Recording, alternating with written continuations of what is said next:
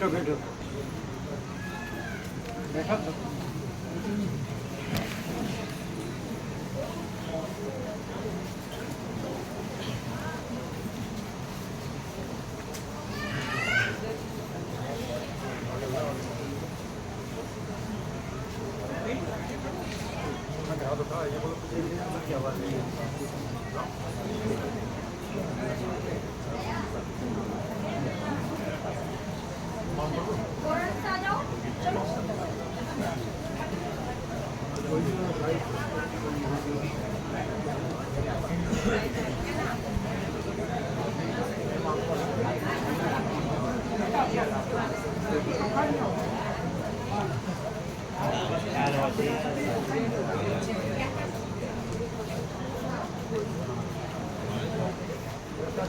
તમે ચોલ્લો કરો આજે હેપી બર્થડે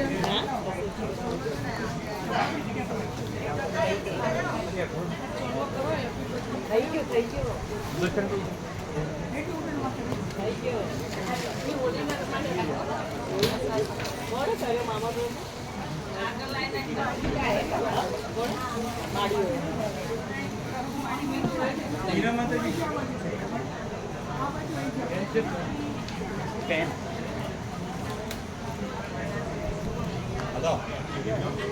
Ari, Prabhu? લાવ Lal.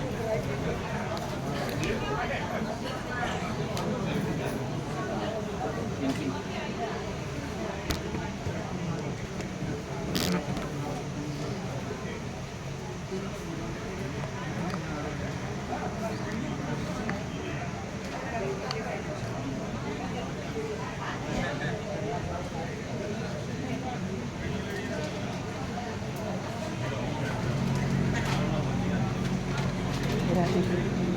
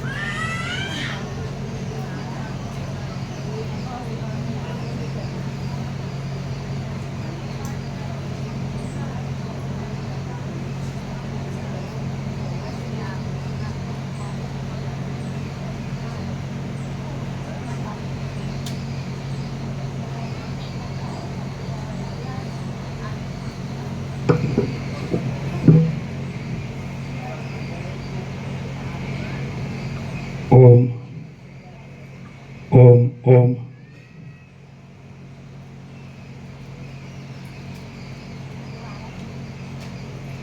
ओम ओम परम चिदाकाश, परम ज्योति, अखंड ज्योति, महाचिदाकाश, स्वयं प्रकाश, संपूर्ण प्रकाश, पूर्ण ब्रह्म, अनंत तेजघन, अनंत चिदघन, परमाकाश, केवल अनंत शुद्ध तेजघन, परमाकाश, अखिल आत्मा, पूर्ण ब्रह्म, परमात्मा, परम चिदाकाश, परम ज्योति, अखंड ज्योति, अनंत पूर्ण परम चिदाकाश, परम शांति, स्वयं सिद्ध, स्वयं प्रकाश, स्वयं पूर्ण, स्वस्वरूप, यही सब कुछ है, इसके सिवा कुछ नहीं है। शून्यभास, अनंत कोटि, महाकल्पो है ही नहीं। महाचिदाकाश, स्वयं प्रकाश, संपूर्ण प्रकाश, महाचिदाकाश ज्योति, अनंत, अखंड, अभेद, महाचिदाकाश ज्योति, महातत्व, महासामान्य, महाचिदाकाश, स्वसंवेद्य, सहज निर्विकल्प, महाचिदाकाश, परम कैवल्य, परम शांति, परम चिदाकाश, अनंत, पूर्ण, निरपेक्ष, सत, अनंत, संपूर्ण, अपरिघी, निर्भ्रांत, निरपेक्ष, वशिष्ठ राम, राउंड 43वां राउंड। अभी जो 35 दिन का जो ये है संपूर्ण योग वशिष्ठ सरल श्रवण, तो पहले 2 घंटा वो चलेगा 9 से 7 से 9, फिर 9 से यहाँ से मुक्त तत्व बोध होगा, उसमें हिंदी वालों को भी लाभ मिलेगा। अभी तो ये यहाँ का जो 35 दिन वाला है वो 2 घंटा ले लेंगे राउंड अबाउट 7 से 9, फिर बाद में 9 से यहाँ से लेंगे, उसमें हिंदी भाषी भाविकों को लाभ मिलेगा। और बाद में जब भोजन प्रसाद होगा तो सब भोजन प्रसाद पाएंगे।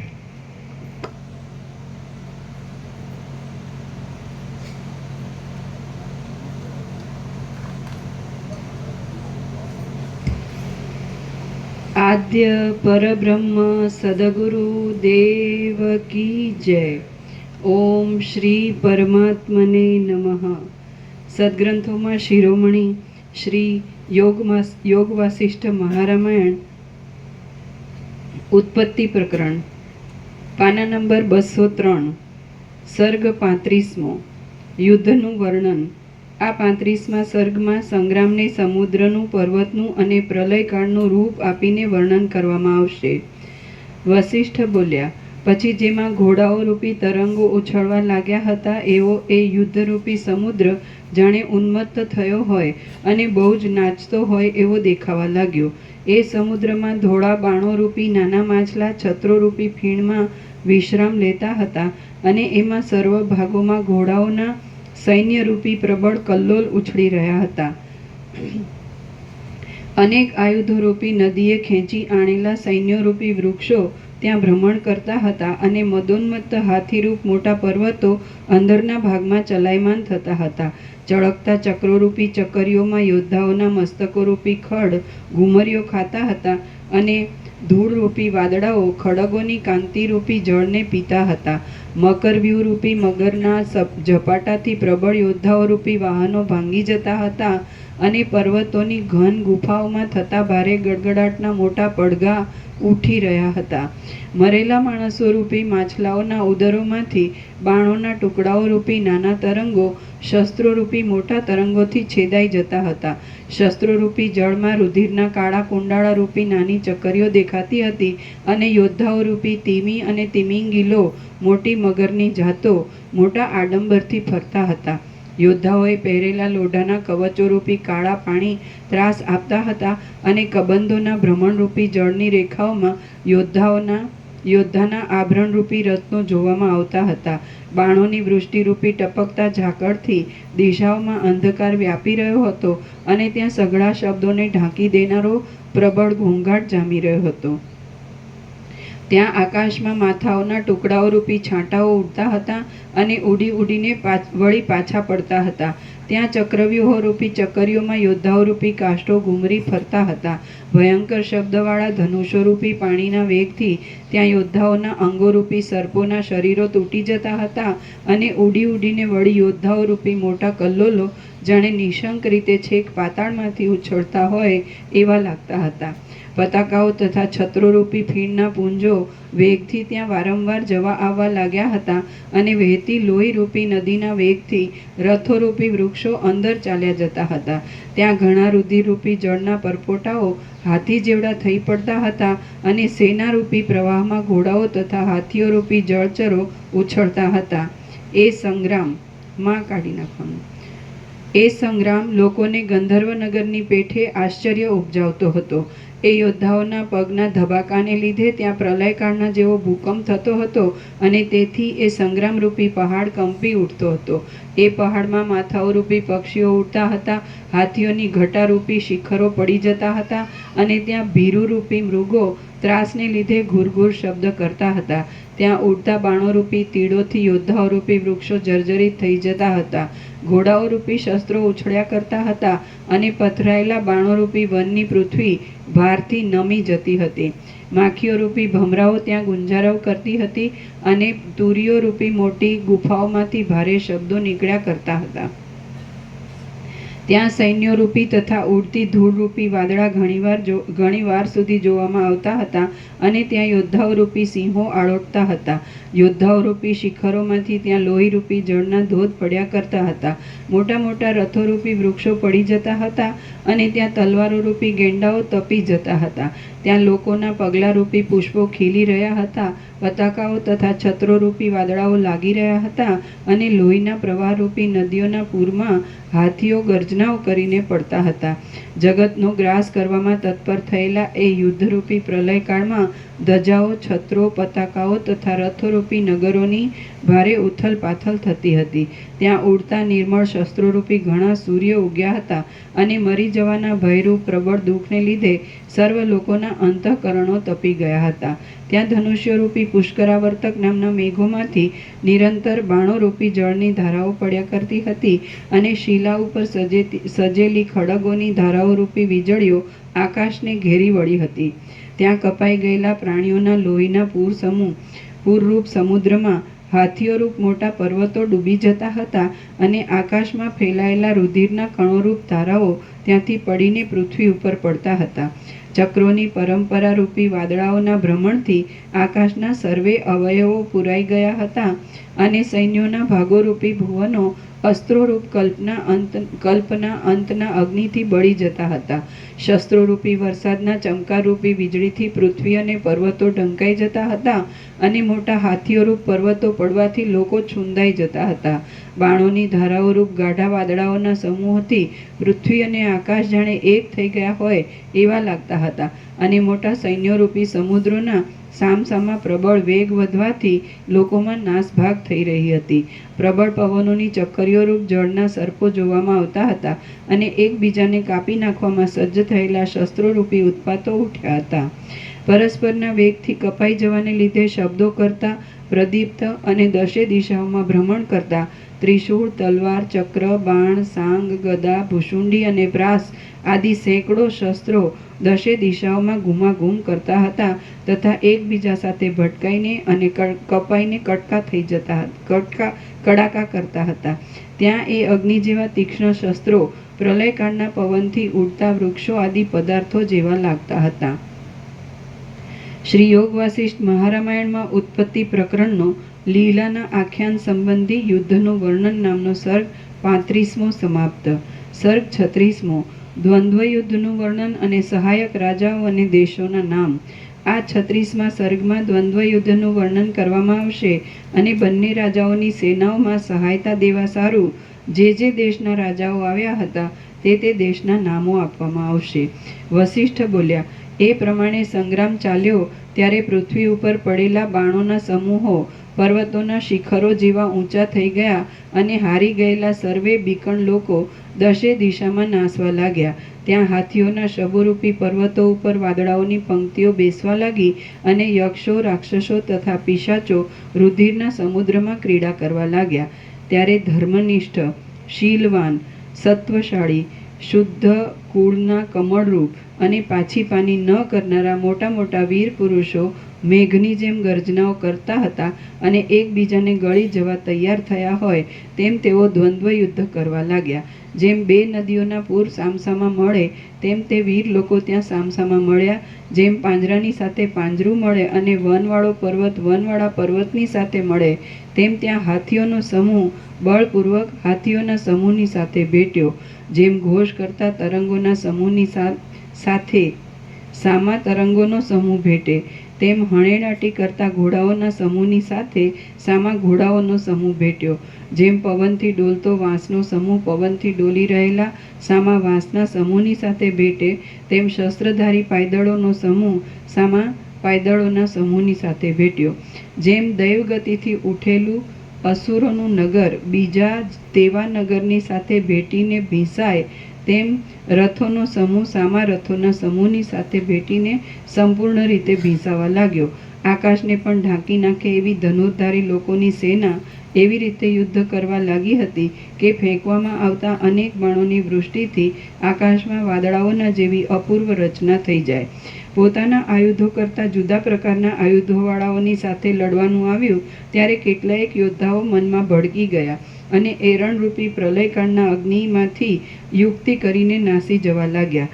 તે વખતે ચક્રવાળાઓની સાથે ચક્રવાળાઓ, ધનુષવાળાઓની સાથે ધનુષવાળાઓ, ખડગવાળાઓની સાથે ખડગવાળાઓ અને ભૂસુંડીવાળાઓની સાથે ભૂસુંડીવાળાઓ યુદ્ધ કરવા લાગ્યા. ત્યારે મશાલવાળાઓની સાથે મશાલવાળાઓ, ભાલાવાળાઓની સાથે ભાલાવાળાઓ, વૃષ્ટિવાળાઓની સાથે વૃષ્ટિવાળાઓ અને પ્રાસવાળાઓની સાથે પ્રાસવાળાઓ લડવા લાગ્યા. તે સમયે મુદગરવાળાઓની સાથે મુદગરવાળાઓ, ગદાવાળાઓની સાથે ગદાવાળાઓ, સાંગવાળાઓની સાથે સાંગવાળાઓ અને ત્રિશૂળવાળાઓની સાથે ત્રિશૂળવાળાઓ યુદ્ધ ખેલવા માંડ્યા. ત્યાં પ્રાસવાળાઓની સાથે પ્રાસવાળાઓ, ફરશીવાળાઓની સાથે ફરશીવાળાઓ, લાકડીવાળાઓની સાથે લાકડીવાળાઓ અને પથરાવાળાઓની સાથે પથરાવાળાઓ રણભેટ લેવા માંડ્યા. ત્યારે પાશવાળાઓની સાથે પાશવાળાઓ, ખીલાવાળાઓની સાથે ખીલાવાળાઓ, છરીઓવાળાની સાથે છરીઓવાળાઓ અને ભિંદીપાલવાળાઓની સાથે ભિંદીપાલવાળાઓ જૂજવા લાગ્યા. તે વખતે વજ્રમુષ્ટિથી લડનારાઓ સાથે વજ્રમુષ્ટિથી લડનારાઓ, અંકુશવાળાઓની સાથે અંકુશવાળાઓ, હળવાળાઓની સાથે હળવાળાઓ અને ત્રિશૂળવાળાઓની સાથે ત્રિશૂળવાળાઓ યુદ્ધ કરવા લાગ્યા. ત્યાં લોઢાની કાળી સાંકળોવાળાઓની સાથે તેવી રીતે સાંકળોવાળાઓ અને લોઢાની કાળી જાળવાળાઓની સાથે તેવી જાળવાળાઓ લડવા લાગ્યા. કલ્પાન સમયને લીધે ક્ષોભ પામેલા સમુદ્રના મોજાઓ જેમ સામસામા અથડાય તેમ એ વીર લોકો ત્યાં કોપ કરીને પરસ્પર યુદ્ધ કરવા લાગ્યા. ફર્યા કરતાં ચક્રોરૂપી ચકરીઓવાળું, બાણોરૂપી ઘેરા પવનવાળું અને શસ્ત્રોરૂપી ભ્રમણા કરતાં મગરોવાળું આકાશ જાણે પ્રલયકાળના સમુદ્રની પેઠે તે સમયે શોભી રહ્યું હતું. એ અંતરિક્ષરૂપી સમુદ્રમાં આયુધોરૂપી કલ્લોલો ઉછળી રહ્યા હતા અને તેથી પક્ષીઓરૂપી જળચરો વ્યાકુળ થઈ ગયા હતા એવો એ અંતરિક્ષરૂપી સમુદ્ર દેવતાઓને પણ દુસ્તર થઈ પડ્યો હતો. પોતપોતાની સેનાઓની મધ્યમાં ઊભા રહીને વિદુરથ રાજાએ તથા સિંધુ રાજાએ એવી ગોઠવણ કરી હતી કે તેથી વિદ્યા, બુદ્ધિ, બળ, શૌર્ય, અસ્ત્રો, ઘોડાઓ, રથો અને ધનુષ્યો એ 8 સાધનોની દિવ્ય સંપત્તિવાળા બંને સૈન્યના લોકોમાંથી અડધા લોકો યુદ્ધ કર્યા વિના ઊભા રહે અને અડધા લોકો આવેશપૂર્વક દ્વંદ્વ યુદ્ધ કરે. લીલાના પતિ પદ્મરાજાના અવતારરૂપ વિદુરથ રાજાના પક્ષમાં તેના તાબાના મધ્ય દેશ આદિ દેશોમાંથી જે દેશના રાજાઓ મદદ માટે આવ્યા હતા તે જણાવવા માટે અને તે દેશો કઈ દિશામાં છે તે જણાવવા માટે હું દિશાઓના અને દેશોના નામ કહું છું તે તમે સાંભળો. કોસલ, કાશી, માગધ, મૈથિલ, ઉત્કલ, મેખલ, કરકર, મુદ્દક, સંગ્રામ, શૌંડક, મુખ્ય, હિમ, રુદ્રમુખ્ય, તામ્રલિપ્ત, પ્રાગજ્યોતિષ, વાજીમુખ, અંબષ્ઠ, પુરુષાદક, વર્ણકોષ્ઠ, વિશ્વોત્ર, આમમીનાશન, વ્યાઘ્રવક્ત્ર, કિરાત, સૌવીર અને એક પાદક એટલા દેશો અને માલ્યવાન, શીબી, આંજન, વૃષલ, ધ્વજ, પદ્માન્ય તથા ઉદયાચળ એ પર્વતો પૂર્વ દિશામાં તેના તાબામાં હતા. ચેદી, વત્સ, દાશાર્ણ, અંગ, વંગ, ઉપવંગક, કલંક, પુંડ્ર, જઠર, વિદર્ભ, મેખલ, શબરાનન, વર્ણ, કર્ણાત્રી, પૂરપૂરક, કંટકસ્થળ, દીપક કોમળ, કર્ણાધ્ર, ચૌલિક, ચાર્મણવત, કાકક, હેમકુડ્ય, શ્મશ્રુધર, બલિગ્રીવ, મહાગ્રીવ, કિષ્કિંધ અને નલિકેર એટલા દેશો અને વિંધ્યાચળ આદિ પર્વતો અગ્નિખૂણામાં તેના તાબામાં હતા. વિંધ્યાચળ, કુસુમાપીડ, મહેન્દ્ર, દુર્ધર, મલય તથા સૂર્યવાન એટલા પર્વતો તેમજ રાજ્ય સમૃદ્ધિક અવંતી, શાંભવતી, દશપુર, કથા, ચક્ર, રોશિકાતુર, કચ્છપ, વનવાસ, ઉપગીરી, ભદ્રાગીરી, નાગર, દંડક, ગણરાષ્ટ્ર, નૃરાષ્ટ્ર, સાહ, શૈવ, આર્ષ્યમુક, કરકોટ, વનબિંબિલ, પંપા નિવાસી, કરક, કર્કવીરક, સ્વરિક, યાસિક, ધર્મપત્તન, પંજીક, કાશિક, તૃણખલ્લુલ, યાદ, તામ્રપર્ણક, ગોનર્દ, કનક, દીનપત્તન, તામ્રિક, દંભરાકીર્ણ, સહકારૈણક, વૈતુંડક, તુંબવન, લાજીન, દીપકર્ણિક, કર્ણિકાભ, શિબી, કૌંકણ, ચિત્રકૂટક, કર્ણાટ, મંટવટક, મહાકટકિકા, આંધ્ર, કોલગીરી, આવંતિક, વિચેરિક, ચંડાયત, દેવનક, ક્રૌંચ, વાહ, શીલા, ક્ષારોદ, ભોનંદ, મર્દન, મલય, ચિત્રકૂટ, શિખર અને લંકા એટલા દેશો દક્ષિણ દિશામાં એ લીલાના પતિ વિદુરથના તાબામાં હતા. મહારાજ્ય, સુરાષ્ટ્રક, સિંધુ, સૌવીર, શૂદ્ર, આભીર, દ્રવિડ, કીટક, સિદ્ધખંડ, કાલીરુહ, બાહલિક, માર્ગણ, વંત, ધૂમ્ર, તુંબક, લાજગણ, ગિરિવાસી, અબ્ધિતોક અને નિયુત એવા એટલા દેશો અને હેમગીરી, રૈવતક, જયકચ્છ તથા મયવર એટલા પર્વતો નૈઋત્ય ખૂણામાં એ લીલાના પતિના રાજ્ય તળે હતા. પર્વતોમાં યવન લોકો જ રહેતા હતા. હવે વિદુરથ રાજાના શત્રુ સિંધુરાજના રાજ્ય નીચે જે દેશો હતા તેમના નામો કહું છું તે સાંભળો. મણિમાન, પુષ્પર્ણ, વન, અર્કહિમ, મેઘભવ, ચક્રવાન, અસ્તાચળ, મોતીમય તથા મણિમય પૃથ્વીવાળો મહેન્દ્ર અને સેંકડો નાના પર્વતોથી વીંટાયેલો રથાશ્વ એટલા મોટા પર્વતો અને દર્ભના તથા બ્રાહ્મણોના કાળરૂપ પંચજન, ભારક્ષતર્થ, પારક, શાંતિક, શૈબ્ય, સ્મરક, યાચ્છ, ગુરુત્વ, નિયમ, હૈહય, સુહ્ય, ગાય, તાજિક, કણક, દક્ષિણના તથા ઉત્તરના કતક દેશના પડખાના બેકર્ક, ગિરિપર્ણ તથા અવમ એટલા દેશો પશ્ચિમ દિશામાં તેના રાજ્ય તળે હતા. પશ્ચિમ દિશાના એ ઘણા ખરા દેશો ધર્મની મર્યાદાઓથી રહિત અને મ્લેચ્છ જાતિના જ નિવાસરૂપ હતા. સઘળા દેશો પણ 200 યોજનની નિર્જન પૃથ્વી અને તે પછી ઉપર કહેલા મહેન્દ્ર અને રથાશ્વ નામના 2 પર્વત હતા. એ પર્વતો પછી ભયંકર મહાસમુદ્ર હતો અને તે સમુદ્રને કિનારે પારિયાત્ર નામનો પર્વત હતો. એ સઘળું એ રાજ્યના તાબામાં જ હતું. ગિરિમતી, વેણુપતિ, નરપતિ, ફલ્ગુણક, માંડવ્ય, અનેક નેત્રક, પુરુકુંદ, પાર, ભાનુમંડળ, ભાવન, વનમિલ, નલિન, જેમાં રહેનારાઓના કેશ, અંગો તથા બાહુઓ લાંબા થાય છે એવો દીર્ઘદેશ, રંગ, સ્તનિક, અન્ય, ગુરુહ, ચલુહ અને ગાયોને, બળદોને તથા સંતાનોને ખાઈ જનારી સ્ત્રીઓનો દેશ, સ્ત્રી રાષ્ટ્ર. એટલા દેશો વાયવ્ય ખૂણામાં તેના રાજ્ય નીચે હતા.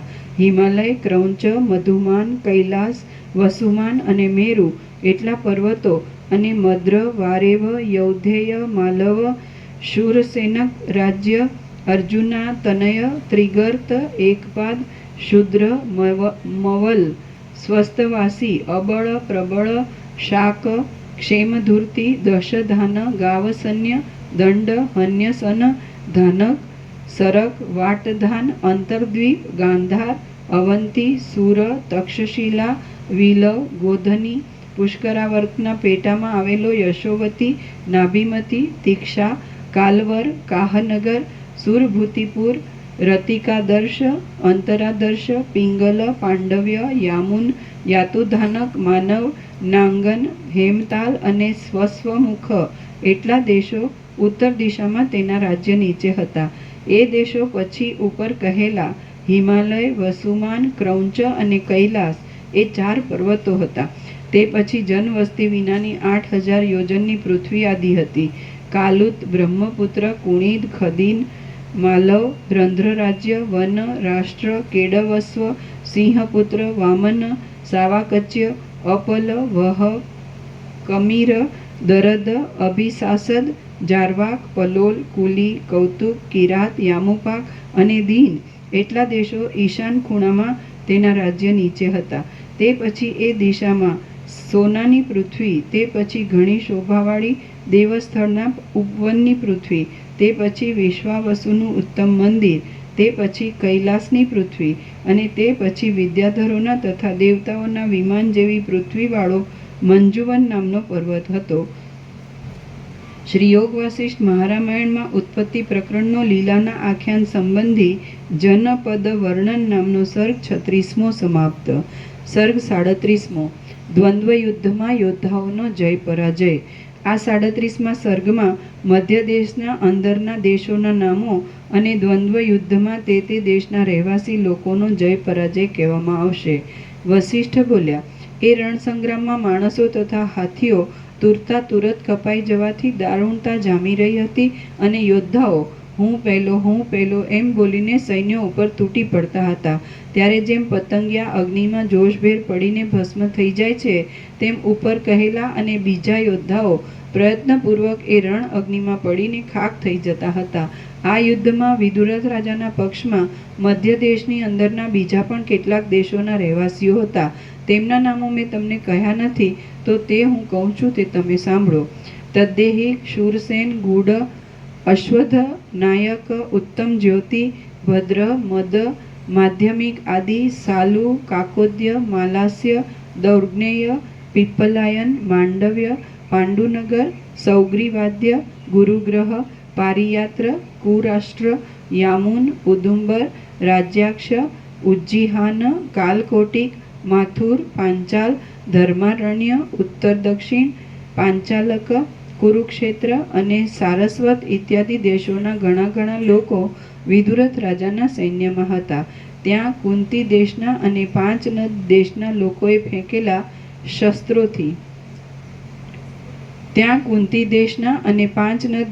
લોકોએ ફેંકેલા શસ્ત્રોથી ભાંગી જતી અને ધ્રુજી ઉઠતી અવંતી દેશના રથોની પંક્તિ ભૈરવ જપના ખાડામાં પડીને નાશ પામી ગઈ. વસ્ત્રવતીના રહેવાસીઓએ કાપી નાખેલા અને ધરતી પર પડેલા કોશ બ્રહ્મા વસાનના રહેવાસીઓને મદોન્મત્ત હાથીઓએ કચરી નાખ્યા. દાસપુરના રહેવાસીઓના ઉદર તથા માથાઓ શસ્ત્રોથી વિંધાઈ ગયા હતા અને બાણક્ષિતિના રહેવાસીઓએ 1 યોજન સુધી પાછળ દોડીને તેમને દબાવીને પાણીના ધરામાં ડૂબાડી દીધા હતા. ઉદર ફાટી જવાથી નીકળી પડેલા આંતરડાઓ વડે વીંટાઈ ગયેલા શાંતિક દેશના રહેવાસીઓ જડ થઈને પૃથ્વી પર પડી ગયા હતા અને રાત્રિમાં પિશાચોએ તેમને ચાવી ખાધા. સંગ્રામરૂપી યજ્ઞમાં દીક્ષા પામેલા અને ભારે સિંહનાદ કરતા ભદ્રગીરીના રહેવાસીઓએ મરગના રહેવાસીઓને પૃથ્વીના જળ ભરેલા ખાડાઓમાં કાજબાઓની પેઠે નાખી દીધા. દંડિકા નગરીના રહેવાસીઓ મહાન શત્રુઓને ભગાડનારા હતા, છતાં ત્યાં પોતે જ ભાગી ગયા હતા. પવનો જેમ વાતપ્રેમી હરણાને દોડાવે છે, તેમ હૈહયોએ એ દંડિક નગરીના નિવાસીઓને દોડાવ્યા. હાથીઓના દંતશૂળોથી ભેદાયેલા અને શત્રુઓનો સંહાર કરનારા દરદના રહેવાસીઓને લોહીની મહાનદી જાણે ઝાડના પાંદડાઓની પેઠે તાણી ગઈ. બાણોએ ભેદી નાખેલા અને શિથિલ જીવિતોવાળા વૃદ્ધ ચીના લોકોએ પોતાના શરીરોને ભારરૂપ સમજીને સમુદ્રમાં પડતા મૂક્યા. કર્ણાટક પ્રદેશના પ્રબળ યોદ્ધાઓએ ઉડાવેલા ભાલાઓના પરિણામે જેમના માથા ઝટકાઈ ગયા હતા, તે નલદ નિવાસી શૂર લોકો પ્રાતઃકાળમાં જેમ તારાઓ વીંખાઈ જાય તેમ ત્યાં વીંખાઈ ગયા. મગરોના સમૂહ સરખા મોટા મોટા હાથીઓએ જ્યારે વેગથી શસ્ત્રોનો નાશ કરી નાખ્યો, ત્યારે દશકના તથા શકના રહેવાસી લોકો પરસ્પરના ચોટલાઓ પકડી લડવા લાગ્યા અને ગર્જનાઓ કરવા માંડ્યા. જેમ નેતરના મૂળમાં રહેનારા માછલા કાદવમાં ખૂંપી જાય, તેમ પાશના રહેવાસી લોકોએ નાખેલી સાંકળોરૂપી જાળોથી ભય પામેલા દશાર્ણના રહેવાસી લોકો લોહીના કાદવમાં ખૂંપી ગયા.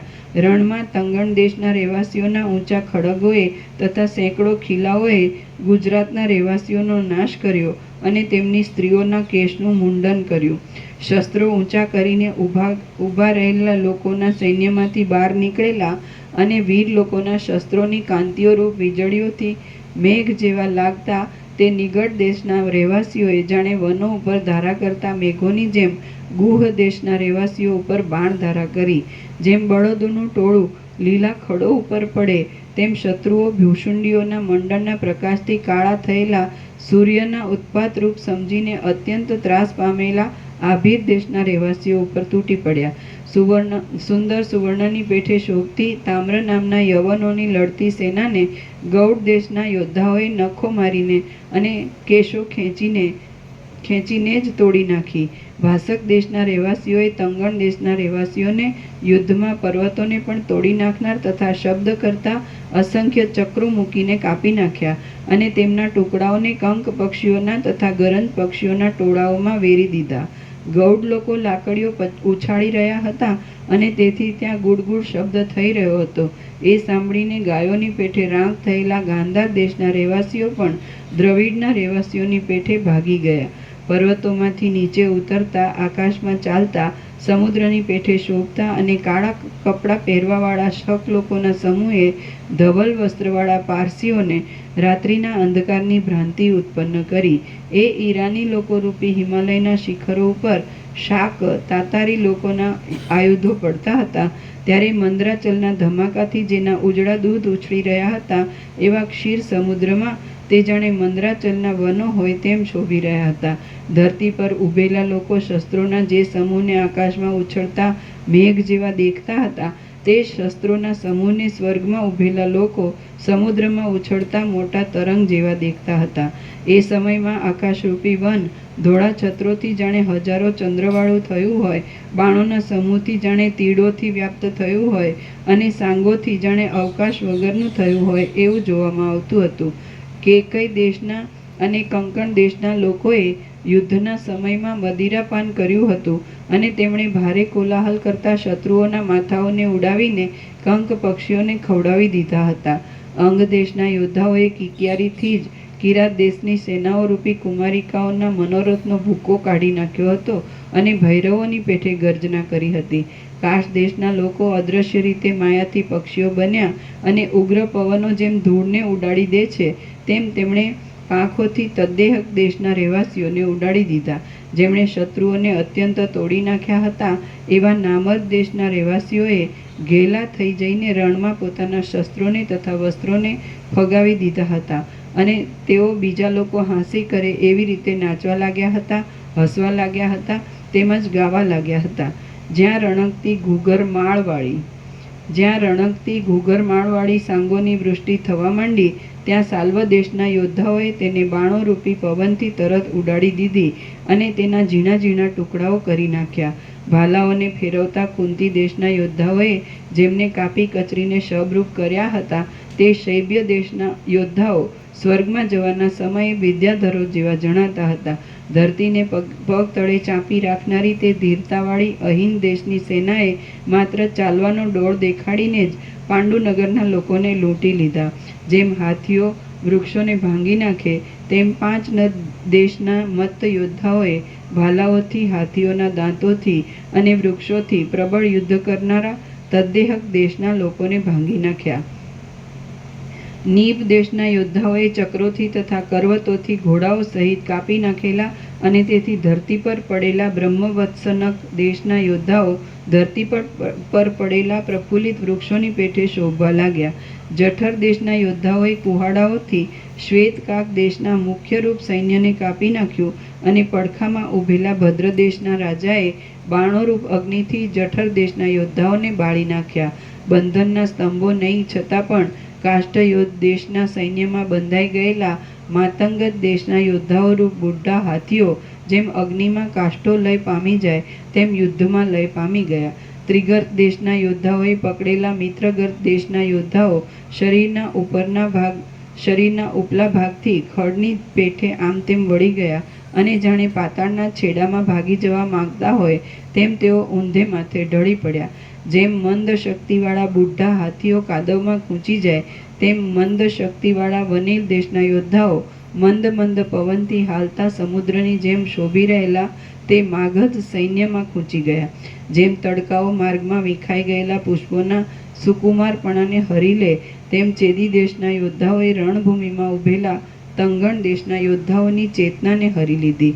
પૌરવ દેશના યોદ્ધાઓની ગર્જનાને સાંખી નહીં રહેતા અને કાળ જેવા પરાક્રમવાળા કોસલ દેશના વીર યોદ્ધાઓ પૌરવ લોકોએ કરેલી ગદાઓની, પ્રાસોની, બાણોની અને સાંગોની અતિવૃષ્ટિથી કાયર થઈ ગયા. જેમ પર્વતમાં પરવાળાના વૃક્ષો કંપે તેમ પૌરવ લોકોના ભાલાઓથી અંગો કપાઈ જતા પણ આશ્ચર્ય નહીં પામતા અને ઘાટા લોહીથી ઉગતા સૂર્ય જેવા લાગતા તે કૈસલ લોકો રણભૂમિમાં કંપવા લાગ્યા. જેમ પવનથી કંપેલા અને ભ્રમરોના સમૂહોથી વીંટાયેલા વાદળા આકાશમાં ભ્રમણ કરે તેમ બાણોના ઓઘથી કંપેલા અને મોટા મોટા શસ્ત્રોથી વીંટાયેલા કોસલ લોકો યુદ્ધભૂમિમાં ભ્રમણ કરવા લાગ્યા. એ લોકોના ગર્જના કરતા ગજો બાણોરૂપી ધારાઓને ધરનારા હોવાને લીધે મેઘ જેવા લાગતા હતા. બાણોરૂપી ઊનથી પૂર્ણ હોવાને લીધે ઘેટાઓ જેવા લાગતા હતા. બાણોરૂપી પાંદડાથી વીંટાયેલા હોવાને લીધે વૃક્ષો જેવા લાગતા હતા અને તેઓ ઘુમરીઓ ફરવા લાગ્યા હતા. વનરાજ નામના દેશના રહેવાસી યોદ્ધાઓરૂપી જરાથી જીર્ણ થયેલા કંદાકસ સ્થળ નામના દેશના યોદ્ધાઓ અત્યંત ખેંચાવાને લીધે કાચા તાંતણાઓની પેઠે તૂટી ગયા. રથોના પૈડા લોહીના ખાડાઓમાં ખૂંચી જતા હતા. જેમ વાદળાઓ વનના પહાડો ઉપર તૂટી પડે તેમ ઘણા લોકો તે રથો ઉપર તૂટી પડતા હતા. ઘણી જનતાના સમૂહો એકઠા થવાથી એ રણભૂમિ વન જેવી થઈ ગઈ હતી. તેમાં શાલ દેશના તથા તાલ દેશના યોદ્ધાઓ હસ્તો કપાઈ જવાને લીધે તાડ જેવા અને મસ્તકો કપાઈ જવાને લીધે ઠૂંઠાના સમુદાય જેવા દેખાવા લાગ્યા. મત્ત યૌવનવાળી અને ઉત્તમ વીરોને પ્રાપ્ત થયેલી નંદનવનની અપ્સરાઓ આનંદથી મેરુ પર્વતના વનોમાં અને ઉપવનોમાં ગાયન કરવા લાગી. આનંદના ઊંચા શબ્દો કરતું સૈન્યરૂપી વન જ્યાં સુધી તેમાં સામા પક્ષરૂપ પ્રલયકાળના અગ્નિની જ્વાળા પહોંચી ન હતી ત્યાં સુધી જ શોભા પામ્યું. પિશાચોની પેઠે અનેક રૂપો ધરનારા કામરૂપ આદિ દેશોના રહેવાસીઓની સાથે રણમાં ભેટેલા, કપાઈ ગયેલા અને તેમના ભૂતોએ જેમના શસ્ત્રો હરી લીધા છે એવા દશાર્ણ દેશના યોદ્ધાઓ જેમ વાછડાઓ નાના છોડવાઓને પાડીને ભાગી જાય તેમ આડા ઉભેલ કર્ણ દેશના યોદ્ધાઓને પાડીને ભાગી ગયા. તાજીગીશ વન નામના દેશના યોદ્ધાઓના સામર્થ્યથી જેમના ધણીનો નાશ થઈ ગયો હતો એવા કાશી દેશના યોદ્ધાઓ જેમ ગ્રીષ્મ ઋતુના સામર્થ્યથી કમળો કાંતિ રહિત થઈ જાય તેમ કાંતિ રહિત થઈ ગયા. મેષલ દેશના યોદ્ધાઓને, તુષાક દેશના યોદ્ધાઓને બાણોથી, સાંગોથી, તલવારોથી અને મુદગરોથી ઢાંકી દીધા. નરક દેશના યોદ્ધાઓએ કટકચ્છલ દેશના યોદ્ધાઓને જોડી નાખ્યા એટલે તેઓ નાસી જ ગયા. પ્રસ્થવાસ દેશના યોદ્ધાઓએ રણભૂમિમાં ઊભા રહીને કૌંતક ક્ષેત્ર દેશના યોદ્ધાઓને ઘેરી લીધા. એટલે તે યોદ્ધાઓ ખલ પુરુષોએ દબાવેલા ગુણોની પેઠે અત્યંત આસક્ત થઈ ગયા. જેમ કમળોને વીણનારા પુરુષો હાથો વડે સરોવરમાંથી કમળોને તોડીને તરત નાસી જાય, તેમ દ્વીપ દેશના યોદ્ધાઓ દ્વીપ દેશના યોદ્ધાઓ ભાલાઓ વડે બાહુધાન દેશના યોદ્ધાઓના માથાઓને કાપીને ક્ષણ માત્રમાં તરત નાસી ગયા. જેમ ઉત્તમ પંડિતો આખા દિવસ સુધી વાદ વિવાદનો શાસ્ત્રાર્થ ચલાવ્યા છતાં પણ ગભરાઈ જાય નહીં અને હારે પણ નહીં, એ રીતે સરસ્વતી નદીના તીરે રહેનારા સુભટો સાયંકાળ સુધી સંગ્રામ કર્યા છતાં પણ ગભરાયા નહીં અને પરાજય પણ પામ્યા નહીં. શત્રુઓએ ખરવગ દેશના ક્ષુદ્ર યોદ્ધાઓને નસાડ્યા હતા, છતાં જેમ ઠંડા થવા આવેલા અગ્નિઓ પાછા લાકડા મળવાથી પરમ તેજ પામે છે, તેમ તેઓ પાછી લંકાના રાક્ષસોની સહાય મળવાથી પરમ તેજ પામ્યા. હે રામ, એ મોટા યુદ્ધનું સંપૂર્ણ વર્ણન કરવાને 2000 જીભોવાળા શેષનાગ પણ સમર્થ નથી, તો પછી હું એક જીભવાળો તો કેટલું વર્ણન કરી શકું? હું તો એ વર્ણન કરતાં સાચે જ ગભરાઈ ગયો છું. શ્રી યોગ વાસિષ્ઠ મહારામાયણમાં ઉત્પત્તિ પ્રકરણનો લીલાના આખ્યાન સંબંધી યોધ જય પરાજય વર્ણન નામનો સર્ગ 37મો સમાપ્ત. સર્ગ 38મો યુદ્ધથી નિવૃત્ત થતી સેના અને રણભૂમિનું વર્ણન. આ 38મા સર્ગમાં સેનાઓના પાછા વળવાનું અને રણભૂમિના બીભત્સપણાનું વર્ણન કરવામાં આવશે. વસિષ્ઠ બોલ્યા, એ પ્રમાણે જીતેલાઓના સિંહનાદોથી અને હારેલાઓના હાહાકારથી ભરેલું અતિ પ્રબળ યુદ્ધ ચાલતું હતું, ત્યારે સૂર્ય રજ આદિના અંધકારથી મંદ થઈ ગયો હતો. ત્યારે શરીરોમાંથી નીકળેલા રુધિરોને ઢાંકનારા કવચોમાંથી રુધિરો ટપકતા હતા. ગોફાણોમાંથી યુક્તિપૂર્વક ફેંકાતા પથરાઓની વૃષ્ટિઓ એક સ્થળમાં ઉછળતી હતી તો બીજા સ્થળમાં પડતી હતી, અને સાયંકાળ સમીપમાં આવવાથી નદીઓમાં કમળોની પંક્તિઓ સંકોચ પામવા લાગી હતી. ત્યારે બાણોના આગલા ભાગો અને પાછલા ભાગો પરસ્પર મળવાથી અગ્નિના તણખાઓ ઉડતા હતા, અને એ બાણોરૂપી નદીઓ ઘણે દૂર સુધી જતી હતી તથા આવતી હતી. ત્યારે કપાઈને ઉડતા મસ્તકોરૂપી કમળોવાળી, ચક્રરૂપી ચકરીઓવાળી અને કાંતિરૂપ તરંગોવાળી શસ્ત્ર સમૂહરૂપી આકાશગંગાઓએ આકાશરૂપ સમુદ્રને છલોછલ કરી દીધો હતો. ત્યારે વાયુના જેવો શબ્દ કરતા શસ્ત્રોના ઘાટા સમૂહોને વાંદરાઓ વર્ષા ઋતુના વાદળામાંની સૂતા હતા અને તેથી કામાતુર થઈ જતા હતા. સિદ્ધ લોકો 2 શસ્ત્ર સમૂહોથી પોતે વચમાં કપાઈ જશે એવી આશંકા રાખતા હતા. આ સમયમાં ત્યાં જેમ શસ્ત્રો વાગવાથી વીર પુરુષ ક્ષીણ થઈ જાય, તેમ પોતાનો માત્ર 8મો ભાગ અવશેષ રહેવાને લીધે તડકો પડી ગયો અને મધુર થયેલો તે દિવસ ક્ષીણ થઈ ગયો. અર્થાત સાયંકાળનો સમય થયો. ઘોડાઓ તથા હાથીઓ થાકી ગયા. સૂર્ય અસ્ત પામવાને લીધે શસ્ત્રોના ચળકાટો મંદ પડી ગયા અને દિવસના પ્રતાપની સાથે સેનાઓનો પ્રતાપ પણ મંદ થઈ ગયો. આ સમયમાં બંને પક્ષના સેનાપતિઓએ મંત્રીઓની સાથે વિચાર કર્યો અને યુદ્ધ બંધ રાખવાનું કહેવા માટે એકબીજાની પાસે દૂતો મોકલ્યા. સર્વના યંત્રો, શસ્ત્રો અને પરાક્રમો શ્રમને લીધે મંદ પડી ગયા હતા. તેથી તે સમયમાં સઘળાઓએ યુદ્ધ બંધ કરવાનું સ્વીકારી લીધું. પછી જેમ ધ્રુવ ઊંચા સ્થાનમાં ચડે છે, તેમ બંને સેનાઓનો એક જણ મોટા રથની ઊંચી ધજાની પાસે કરેલા ઊંચા સ્થાનમાં ચડ્યો. જેમ રાત્રિ કિરણોથી લાંબા લાગતા ચંદ્રને ફેરવે છે, તેમ તે બંને જણાઓએ યુદ્ધ બંધ કરવાની સૂચના કરવાને માટે સઘળી દિશાઓમાં ધોળા વસ્ત્રો ફેરવ્યા કૌંસમાં અને એ રીતે યુદ્ધ બંધ કરવાની સૂચના કરી. કૌંસ પૂરો.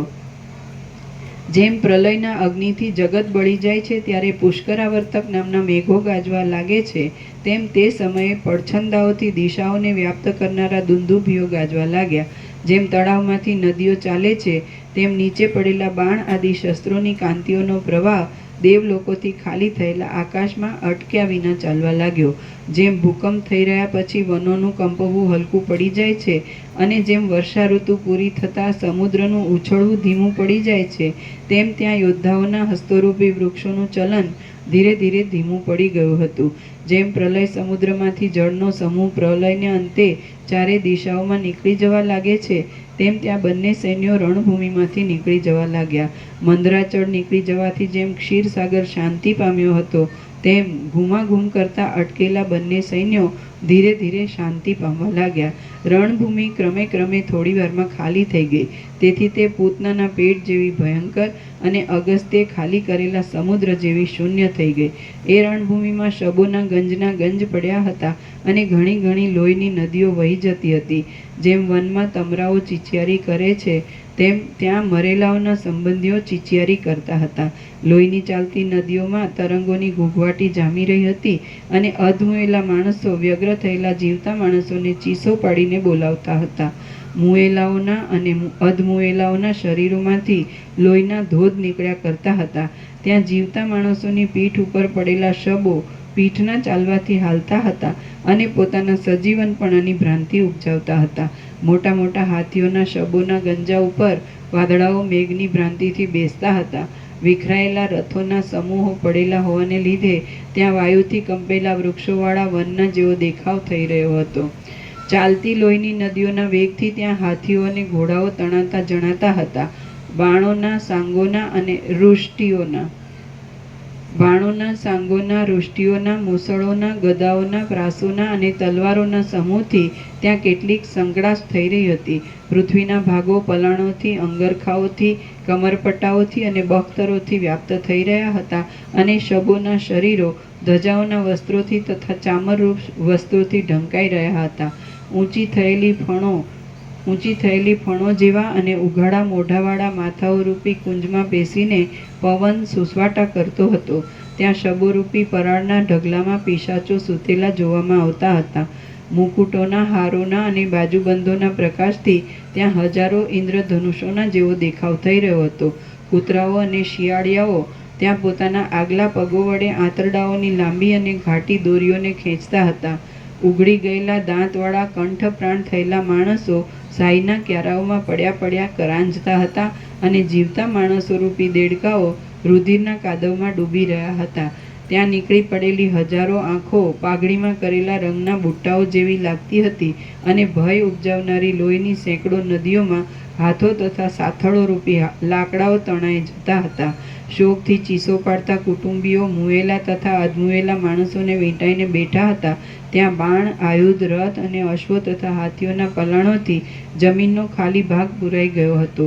રણભૂમિ ઉપર નાચ કરતા ધડોએ પોતાના બંને ભુજાઓરૂપી મંડપ વડે આકાશને પણ જાણે નીચું કરી દીધું હતું. મદ, મેદ તથા વસાની દુર્ગંધથી નાસિકાને પીડા થતી હતી અને તેમાંથી ચીકણો ભાગ નીકળતો હતો. ફાટી ગયેલા મોઢાવાળા અધમુઆ હાથીઓ તથા ઘોડાઓ પોતાના બાકી રહેલા જીવનનો પછડાઈને અંત લાવતા હતા.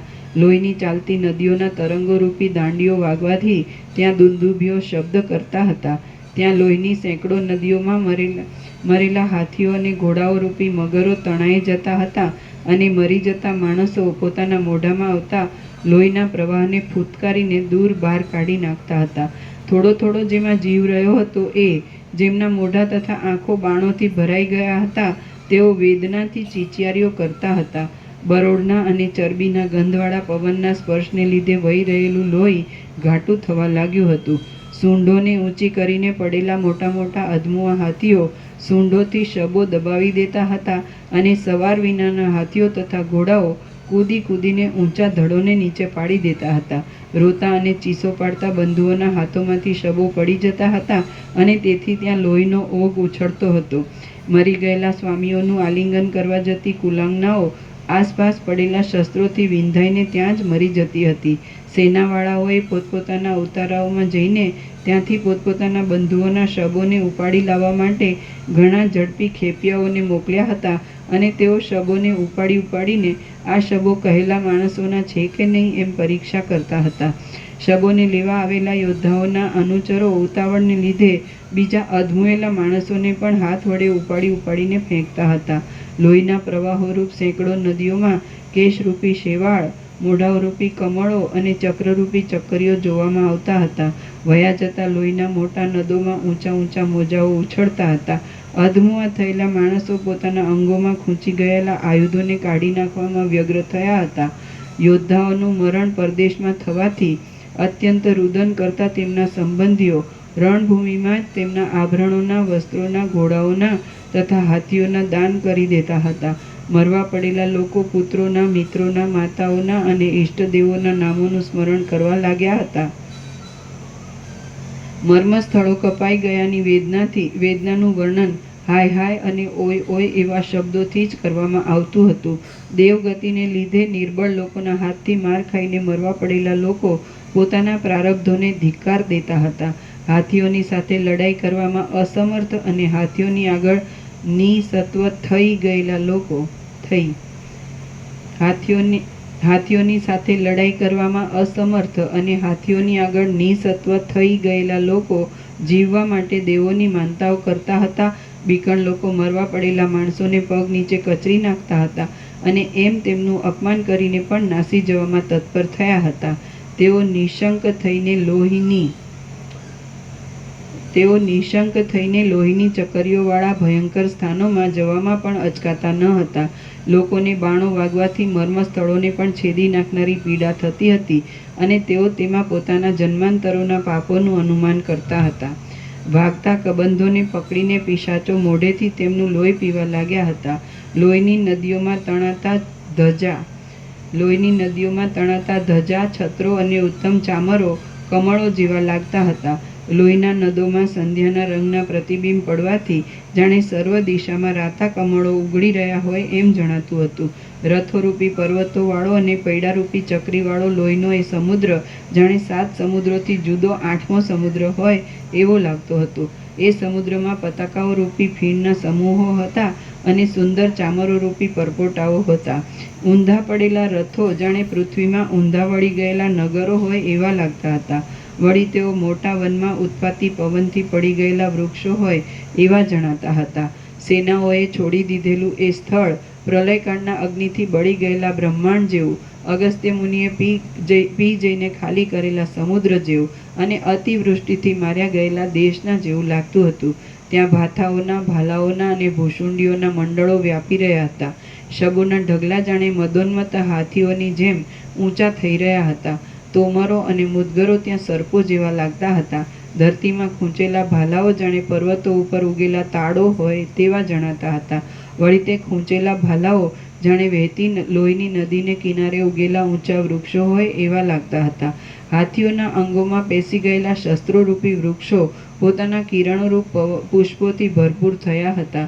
કાગડાઓ આંતરડા અને જીભોને ખેંચીને ઊંચે લઈ જતા હતા. તેથી આકાશમાં જાણે જાળા જામ્યા હોય એવું લાગતું હતું. ધરતીમાં ખૂંચેલા ઊંચા ભાલાઓ જાણે લોહીની નદીઓના કિનારાઓમાં મોટા વૃક્ષો ઉગ્યા હોય એવા લાગતા હતા.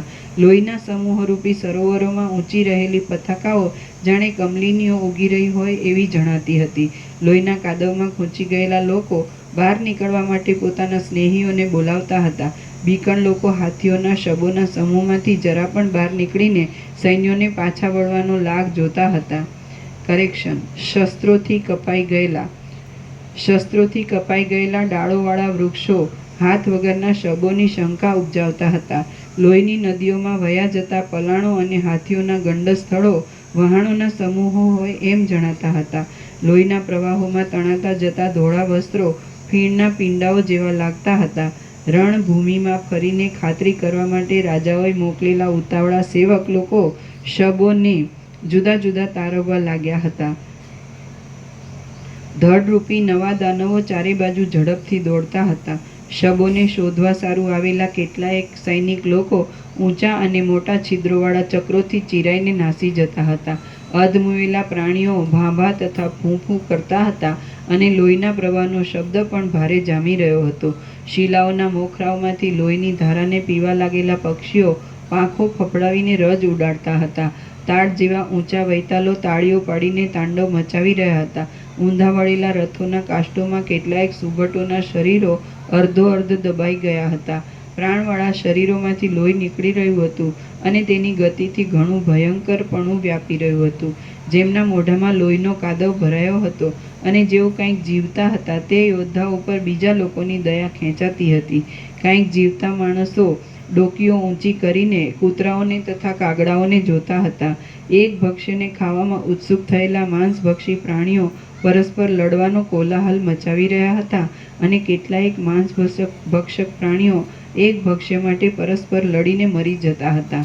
મૃત્યુના ઉદ્યાન સમૂહ એ રણસ્થળ જાણે પ્રલયકાળમાં પર્વતો સહિત કચ્ચર ઘાણ થઈ ગયેલું જગત હોય એવું જણાતું હતું. તેમાં મરી ગયેલા અસંખ્ય અશ્વો, હાથીઓ, માણસો તથા રાજાઓના શરીરોમાંથી તેમજ કપાઈ ગયેલી ઊંટોની ડોકોમાંથી લોહીની મોટી મોટી નદીઓ ચાલી રહી હતી અને તેમાં આયુધોરૂપી લતાઓ લોહીરૂપી જળના સિંચનથી ભીની ભીની થઈ રહી હતી. શ્રી યોગ વાસિષ્ઠ મહારામાયણમાં ઉત્પત્તિ પ્રકરણનો લીલાના આખ્યાન સંબંધી આહવ વર્ણન નામનો સર્ગ 38મો સમાપ્ત. સર્ગ 39મો સૂર્યાસ્ત, સંધ્યાકાળ અને રણભૂમિનું બીભત્સ વર્ણન. આ 39મા સર્ગમાં સૂર્યના અસ્તનું, રાક્ષસોથી તથા વૈતાલોથી વ્યાપ્ત થયેલી સંધ્યાનું અને રાત્રિમાં અત્યંત બીભત્સ થયેલી રણભૂમિનું વર્ણન કરવામાં આવશે. વસિષ્ઠ બોલ્યા, પછી અસ્ત્રોના તેજથી પ્રતાપની મંદતાને પામેલા અને રાતા થયેલા વીરની પેઠે કાળની શક્તિથી પ્રતાપની મંદતાને પામેલા અને રાતા થયેલા સૂર્યને કાળે અસ્ત પમાડીને સમુદ્રમાં નાખી દીધો. આકાશરૂપી દર્પણમાં પ્રતિબિંબિત થયેલા રણની લાલ પ્રભા સૂર્યનો અસ્ત થતાં જ આકાશને છોડી ગઈ, પણ ક્ષણ માત્રમાં ત્યાં સંધ્યાની રાતી કાંતિ આકાશમાં પ્રકટ થઈ. ત્યાં સઘળી દિશાઓને ઘેરી લેતા તથા તાળીઓ પાડતા વૈતાલો પ્રલય સમુદ્રના પ્રવાહની પેઠે પૃથ્વીમાંથી, પાતાળોમાંથી, આકાશમાંથી અને દિશાઓમાંથી ભેગા થઈ ગયા. દિવસરૂપી ગજરાજનું મસ્તક પ્રૌઢ અંધકારરૂપી તલવારથી ખંડિત થઈ ગયું. ત્યાં સંધ્યાની રતાશરૂપી લોહીથી ખરડાયેલા તારાઓના સમૂહરૂપી મોતીઓ પ્રકટ થવા લાગ્યા. મુએલાઓના હૃદયોની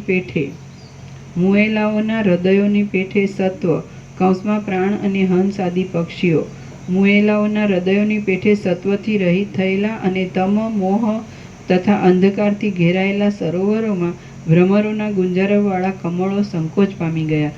બંધ થયેલી પાંખોવાળા, ક્ષણમાત્રમાં સૂઈ ગયેલા અને નિદ્રાને લીધે માંડ માંડ ડોકીઓ ઊંચી કરતા પક્ષીઓ જેમ શબોના અંગોમાં શસ્ત્રો સ્થિર થઈ ગયા હતા તેમ માળાઓમાં નિશ્ચલ થઈને રહ્યા. જેમ વીર લોકોના પક્ષોમાં લક્ષ્મીઓ પ્રફુલ્લિત થાય તેમ ચંદ્રનો ઉદય સમીપમાં આવવાથી સુંદર દેખાવ દેતી પુષ્પ પંક્તિઓ લતાઓ આદિમાં પ્રફુલ્લિત થઈ. સાયંકાળે જેમ રુધિરથી ઘેરાયેલા અને પોતાના બાણોને રાખનારી રણભૂમિ સંકોચાયેલા મુખવાળી થઈ, તેમ પાણીથી ઘેરાયેલી અને પોતામાં ભ્રમરોને રાખનારી કમલિની પણ સંકોચાયેલા કમળોવાળી થઈ. ઉપર આકાશરૂપી સરોવર તારાઓરૂપી પ્રફુલ્લિત કમળોથી શોભવા લાગ્યું અને નીચે પાણીના સરોવરો તારાઓ જેવા પ્રફુલ્લિત કમળોથી શોભવા લાગ્યા. પ્રથમ છૂટા પડી ગયેલા અને પછી અંધકારમાં ભેગા થયેલા, છતાં પણ પરસ્પરને નહીં ઓળખવાને લીધે પરસ્પરથી ભય પામતા ભૂતો જેમ પાળ વગરના જળો સઘળી દિશાઓમાં ફેલાય તેમ સઘળી દિશાઓમાં ફેલાયા. એ સમયે રણાંગણમાં વેતાલોના ઘણા ઘણા ટોળાઓ ગાયન કરવા લાગ્યા. શબોની ઉપર બેઠેલા અને શબ્દો કરતા કંક અને કાકોલ આદિ માંસભક્ષક પક્ષીઓ ક્રીડા કરવા લાગ્યા. ત્યાં માણસોના શબોને કાષ્ઠોની ચિતાઓમાં નાખી સળગાવી દેવામાં આવતા હતા. એટલે ચિતાઓની જ્વાળાઓથી એ રણભૂમિ પ્રકાશતા તારાઓવાળા આકાશ જેવી જણાવા લાગી હતી. મેદ અને માંસો અગ્નિથી રંધાતા ત્યાં પચપચાટ થવા લાગ્યો હતો. સઘળા અંગોના અસ્થિઓ અગ્નિથી ફાટતા ચિતાઓમાં ધડાકા થવા લાગ્યા અને વેતાલોની સ્ત્રીઓ જેમ જળ ક્રીડા કરતા જળમાં અદૃશ્ય થઈ જાય તેમ અગ્નિમાં અદૃશ્ય થઈ જવા લાગ્યા. કૂતરા, કાગડા, યક્ષો અને વેતાલો ભારે અને ભયંકર કોલાહલ કરવા લાગ્યા. ભૂતોની ઘણી આવજાવ થવાને લીધે એ ક્ષેત્ર ઉડતા વન જેવું જણાવા લાગ્યું. ડાકણો રુધિરને, માંસને, વસાને અને મેદને લઈ જવાની બહુ ઉતાવળ કરવા લાગી. પિશાચો લોહીને, વસાને અને માંસને અત્યંત ભચડીને ચાવવા લાગ્યા અને તેમના ગલોફાઓમાંથી તે પદાર્થોનો રસ ઝરવા લાગ્યો. વચ્ચે વચ્ચે ચિતાઓના અજવાળાથી શબોના રુધિરો પ્રકટ દેખાવા લાગ્યા. પૂતનાઓ મોટા મોટા શબોને પોતાના ખભા ઉપર નાખીને લઈ જવા લાગી. કુંભાડ નામના પિશાચોના મંડળો ત્યાં ભારે તાંડવ કરવા લાગ્યા. એટલે રણભૂમિનો મધ્ય ભાગ ગાજવા લાગ્યો. શબોના મોઢાઓમાં જતી અગ્નિની જ્વાળાઓથી છમ શબ્દ થવા લાગ્યો અને મેદની તથા રુધિરની વરાળોથી ત્યાં વાદળા ના જેવો દેખાવ થઈ રહ્યો. ના વહી જતી લોહીની નદીઓના વેગમાં પગ બોળી રાખવાને લીધે વહી જતી નદીઓ, લોહીની નદીઓના વેગમાં પગ બોળી રાખવાને લીધે ચૂડેલો જાણે ભૂમિ ઉપર ઊભેલી હોય એમ જણાતું હતું. અને શબોને ખેંચવાના સમયમાં વેતાલો ભારે આનંદમાં શબ્દો કરવા લાગ્યા. વેતાલોના બાળકો મરેલા હાથીઓના પેટકૂપી પેટીઓમાં સૂઈ રહેવા લાગ્યા અને રાક્ષસો રણભૂમિના એકાંત પ્રદેશમાં ઉપર જઈને લોહી પીવાની રમત કરવા લાગ્યા. મદોન્મત્ત વેતાલો કજિયો કરીને પરસ્પરની સાથે ચિત્તાઓના ઉંબાડિયાથી યુદ્ધ કરવા લાગ્યા. ચાલતા રુધિરોના અને વસાની મિશ્ર ગંધવાળો દુર્ગંધયુક્ત પવન વાવા લાગ્યો.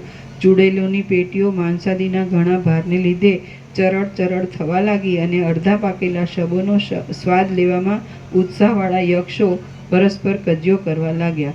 તુંગ, વંગ, કલિંગ, અંગ અને તંગણ એ દેશવાસી યોદ્ધાઓના ઊંચા શબો ઉપર રાત્રે ફરનારા પક્ષીઓ ઝડપ દેવા લાગ્યા. જ્વાળાઓની પાસે ઊભા રહેવાથી પ્રત્યક્ષ દેખાતી ચૂડેલો તારા ખરવાની શેડો જેવા દાંતો દેખાડીને હસતી હતી. ત્યાં વેતાલ લોકો લોહીની ચિકાસથી પડી જતા હતા અને વચમાં ઊભેલી ચૂડેલો ખડખડ હસતી હતી. પિશાચ લોકો પાસે આવેલી યોગિનીઓના પ્રૌઢ શબ્દોને સાંભળવા લાગ્યા હતા. પિશાચો ઘણું કરીને ફેલાયેલા આંતરડાઓના મોટા તાર કરીને બજાવવા લાગ્યા હતા અને અધમવેલા અભાગ્યા માણસો પિશાચોને જોઈને વાસના ઠરી જવાથી પિશાચરૂપ થઈ જતા ઠસી જવાથી અને અધમવેલા અભાગ્યા માણસો પિશાચોને જોઈને વાસના ઠસી જવાથી પિશાચરૂપ થઈ જતા હતા. અધમવેલા ઉત્તમ યોદ્ધાઓ પણ ચૂડેલોને જોઈને અપૂર્વ ત્રાસ પામતા હતા. કોઈ સ્થળમાં વેતાલોની અને રાક્ષસોની ભીડ થવાથી ચૂડેલોનો કલ્યાણોત્સવ અપૂર્ણ રહેતો હતો. ડાકણોના ખભાઓ ઉપરથી શબો પડી જતા હતા અને તેમના ધબકારાથી રાક્ષસો પણ ત્રાસ પામતા હતા. ભૂત લોકોએ ભેગી કરેલી માંસાદિક ભરવાની પેટીઓથી આકાશમાં ભીડ થઈ રહી હતી. મરતા માણસોના માંસોને પણ પિશાચો ઘણા પ્રયત્નથી લઈ જતા હતા અને તેઓ પોતાના ભક્ષ્યોની ઈચ્છા કરતા પોતાના પક્ષના ટોળામાં શબોના ગંજાને ફેંકતા હતા. ત્યાં ફાવડીઓના મોઢામાંથી નીકળતી અગ્નિની જ્વાળાઓનો સ્પર્શ થવાથી માણસોની મૂર્છા મટી જતી હતી અને તેઓ ઉઠીને ઠેકવા લાગ્યા હતા. લોહીથી ખરડાયેલા એ માણસોને લીધે એ સ્થળમાં જાણે આસોપાલવના નવા પુષ્પોના ગુચ્છો ઉડતા હોય એમ લાગતું હતું. વેતાલોના બાળકો કબંધોના કપાઈ પડેલા માથાઓથી રમવામાં વ્યગ્ર થઈ ગયા હતા. યક્ષો, રાક્ષસોનો અને પિશાચ આદિ લોકો પ્રકાશ માટે ચિતાઓના ઉંબાડિયાને આકાશમાં ઉપાડી જતા હતા. એ રણ ક્ષેત્રના આકાશના ભાગોરૂપ પર્વતોમાં, તેમની નિકુંજોમાં અને તેમની ગુફાઓમાં પિંડાની પેઠે અંધકાર જામ્યો હતો અને તેથી તેમાં ઘાટા વાદળાઓના જેવો દેખાવ થઈ રહ્યો હતો. એવું એ રણક્ષેત્ર ચપળ ભૂતોના વેગથી વ્યાકુળ થયેલા તથા જેમાં લોકોના તથા તેમના સરસામાનોને પ્રલય વાયુ ઉડાડી દે છે એવા બ્રહ્માંડના ગર્ભ જેવું લાગતું હતું. શ્રી યોગ વાસિષ્ઠ મહારામાયણમાં ઉત્પત્તિ પ્રકરણનો લીલાના આખ્યાન સંબંધી નિશાચરાકુલ રાત્રિ રણાંગણ વર્ણન નામનો સર્ગ 39મો સમાપ્ત. સર્ગ 40મો સૂક્ષ્મ દેહનું નિરૂપણ. આ 40મા સર્ગમાં વિદુરથ રાજા સૂઈ જતા લીલાએ અને સરસ્વતીએ તેના ઘરમાં પ્રવેશ કર્યાની કથા કહેવાશે અને સૂક્ષ્મ દેહના તત્વનું નિરૂપણ કરવામાં આવશે. વસિષ્ઠ બોલ્યા, એ પ્રમાણે રણક્ષેત્ર પિશાચ આદિના સંચારને લીધે લાંબા સમય સુધી ભયંકર થઈ રહ્યું હતું. જેમ માણસો દિવસે પોતાની ક્રિયાઓ કર્યા કરે છે તેમ યમના દૂતો તથા પિશાચ આદિ અધમ લોકો રાત્રિએ પોતાની ક્રિયાઓ કરતા હતા. જેમાં હાથથી લઈ શકાય એવા અંધકારના પિંડોરૂપી ભીતો હતી એવા રાત્રિરૂપ ઘરમાં ભૂંડોને જોઈએ તેટલા ભક્ષ્યો મળી રહ્યા હતા. આથી તેઓ સંતુષ્ટ થઈને નાચતા હતા અને પોતાના વસ્ત્રોની પણ સંભાળ રાખતા ન હતા. ત્યારે નગર અંધારાથી ઘેરાયેલું હતું. તેમાં લોકોના શબ્દો બેસી ગયા હતા અને સર્વ પ્રાણીઓ નિદ્રામાં પડ્યા હતા. એ નગરના મોટા મનવાળો લીલાનો પતિ વિદુરથ રાજા પોતાના મનમાં કાંઈક ખેદ પામ્યો હોય એવો જણાતો હતો.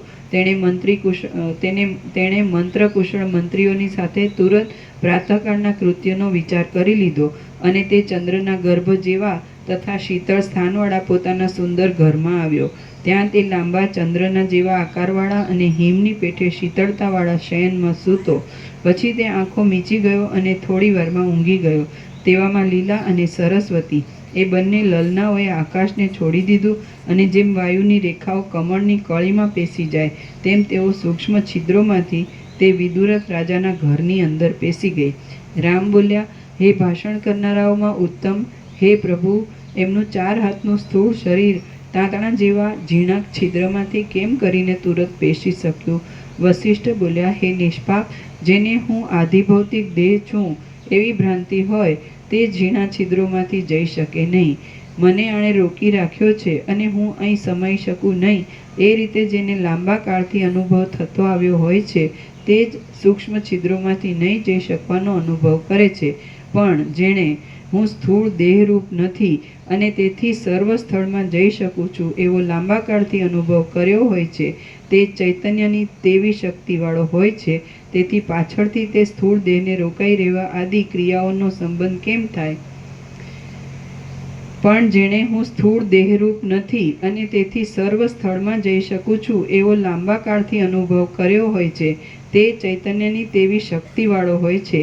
તેથી પાછળથી તે સ્થૂળ દેહને રોકાઈ રહેવા આદિ ક્રિયાઓનો સંબંધ કેમ થાય? અધિષ્ઠાન ચૈતન્યની શક્તિ પ્રથમથી જેવી રીતે પ્રવૃત્તિ હોય તેવી ને તેવી રહે છે. જેમ કે ચૈતન્યની જળરૂપ થયેલી શક્તિ ઊંચી આવતી નથી, તેમ અગ્નિરૂપે રહેલી શક્તિ નીચે જતી નથી. જેમ છાયામાં બેઠેલાને ગરમીનો અનુભવ થતો નથી, તેમ સંકલ્પમય થયેલાને સ્થૂળ દેહ સંબંધી અટકાયત આદિ ક્રિયાઓનો અનુભવ થતો નથી. અધિષ્ઠાન ચૈતન્યનો જે આકાર વિવર્ત થયો હોય છે તે આકારને જ ચિત્ત અનુસર્યા કરે છે અને અધિષ્ઠાન ચૈતન્ય પણ એ જ આકારે રહે છે. એ આકારમાં ફેરફાર કરીને બીજો આકાર આપવો હોય તો યોગના અને જ્ઞાનના અભ્યાસ આદિ મોટા મોટા પ્રયત્ન કરવાની જરૂર પડે છે. જેમ કે રજ્જુનો સર્પના આકારે થયેલો વિવર્ત બળાત્કારથી રજ્જુના તત્વનો નિર્ણય કરવામાં આવે ત્યારે જ બદલાય છે, અને તે નિર્ણય ન કરવામાં આવે તો તે જેવો હોય તેવો ને તેવો રહે છે. જેમ ચિત્ત અધિષ્ઠાનના વિવર્તને અનુસરે છે તેમ ક્રિયાઓ ચિત્તને અનુસરે છે. એ વાત બાળકો પણ સમજી શકે એવી છે, અને તે વાતનો કોને અનુભવ થયો નથી? સ્વપ્નનો અથવા સંકલ્પનો જે પુરુષ આકારવાળા જેવો દેખાય છે પણ વાસ્તવિક રીતે નિરાકાર છે તે પુરુષ શી રીતે રોકી શકાય અને કોનાથી રોકી શકાય? વાસ્તવિક રીતે સર્વ સ્થળોમાં સર્વના શરીરો ચિત્ત માત્ર જ છે, પણ કોઈ માણસને હૃદયમાં તેવા પ્રકારનું જ્ઞાન થાય તો તે અનુભવમાં આવે છે. સૃષ્ટિના આરંભમાં અવિદ્યાથી ઉત્પન્ન થયેલા ચિત્તનો સ્વભાવ જ એવો છે કે તે જે રૂપે અસ્ત પામવા કે જે રૂપે ઉદય પામવા ધારે છે તે રૂપે થઈ શકે છે, અને પાછળથી લાંબા કાળનો પરિચય થતાં તે એક પ્રકારના દ્રઢ અધ્યાસને પકડી બેસે છે. ચિત્ત અને સાક્ષી અધિષ્ઠાનથી જુદા જ નથી, કારણ કે એમની સત્તા ચિત્ત અને સાક્ષી અધિષ્ઠાનથી જુદા જ નથી, કારણ કે એમની સત્તા અધિષ્ઠાનની સત્તાથી જુદી નથી. ચિત્તાકાશ, ચિદાકાશ અને ત્રીજું આકાશ ભૂતાકાશ એ ત્રણેય એક રૂપ જ છે એમ જાણો. કેમ કે અધિષ્ઠાન વિના તેમનું અસ્તિત્વ સંભવતું જ નથી. ચિત્તાકાશ, ચિદાકાશ અને ત્રીજું આકાશ ભૂતાકાશ એ ત્રણેય એક રૂપ જ છે એમ જાણો. કેમ કે અધિષ્ઠાન વિના તેમનું અસ્તિત્વ સંભવતું જ નથી. એ ચિત્તરૂપી શરીર વાસનાઓને અનુસરીને જ્યાં જવાની કે જે આકારે થવાની ઈચ્છા કરે છે ત્યાં તે જઈ શકે છે અને તે આકારે થઈ શકે છે. એ ચિત્ત ત્રસરેણુની અંદર રહી શકે છે અને આકાશના ગર્ભમાં વસી શકે છે, અંકુરના કોષમાં પેસી શકે છે અને પાંદડામાં રસરૂપ થઈ શકે છે. તે જળમાં તરંગરૂપ થઈ શકે છે, શિલાની અંદર નાચી શકે છે, મેઘ થઈને વરસી શકે છે અને શિલા થઈને સ્થિર રહી શકે છે. ઈચ્છા પ્રમાણે તે આકાશમાં જઈ શકે છે, પર્વતોના ગર્ભમાં પણ જઈ શકે છે અને પોલાણ વિનાના પરમાણુ રૂપ પણ થઈ શકે છે. એ ચિત્ત દેહની અંદર તથા બહાર પણ આકાશ પર્યંત પહોંચેલા શિખરોવાળા વનરૂપી રોમાંચને ધરનારા અને પૃથ્વીને ધરી રાખનારા દ્રઢ પર્વત રૂપ પણ થઈ શકે છે.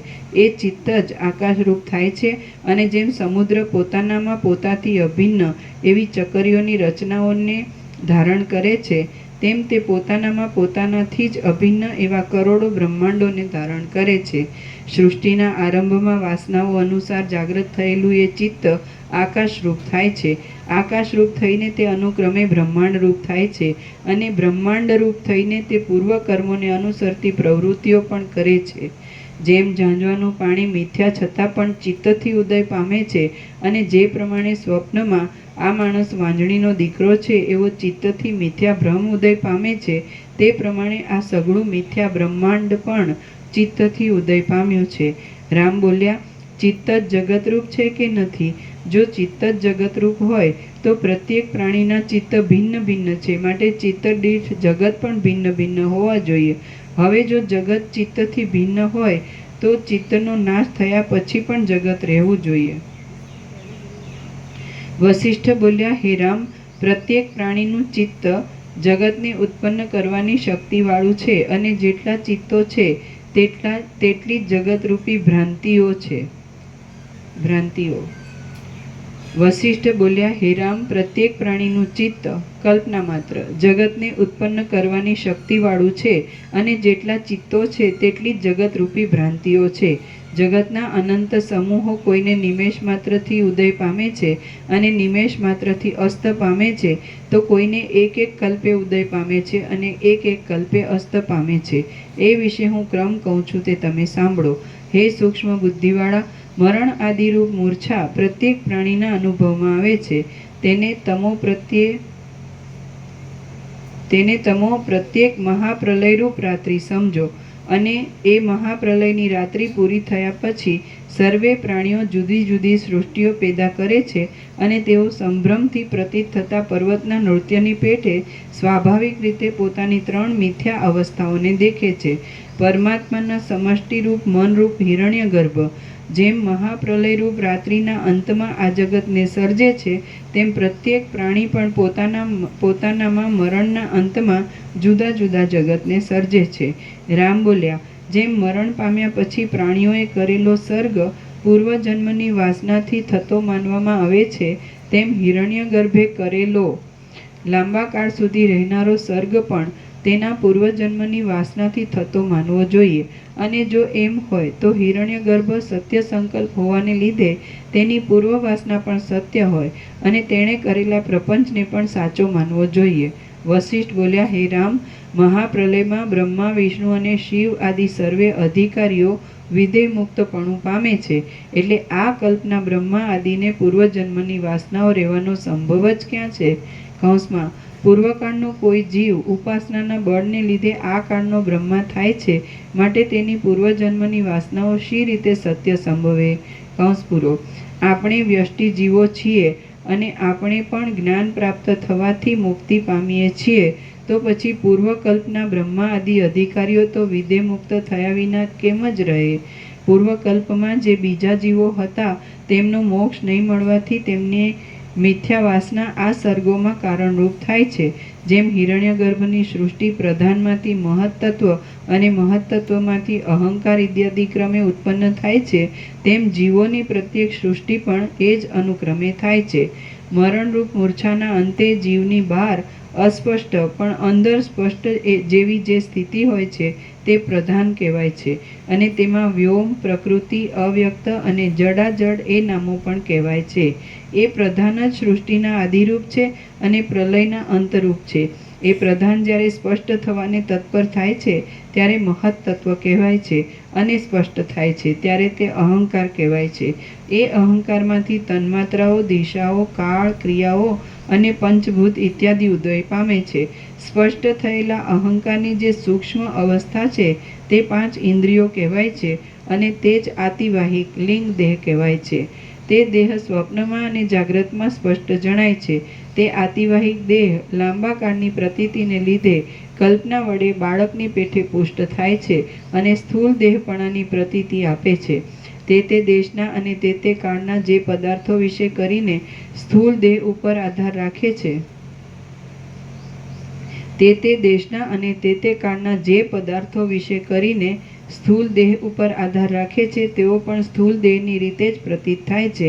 એટલે તે વાસ્તવિક રીતે ઉત્પન્ન થયા નથી, છતાં વાયુના વાવાની પેઠે ઉદય પામ્યા છે. આ સંસારરૂપી ભ્રમ મિથ્યા વૃદ્ધિ પામ્યો છે, અને તે સ્વપ્નની સ્ત્રીના સંગની પેઠે અનુભવમાં આવવા છતાં પણ મિથ્યા છે.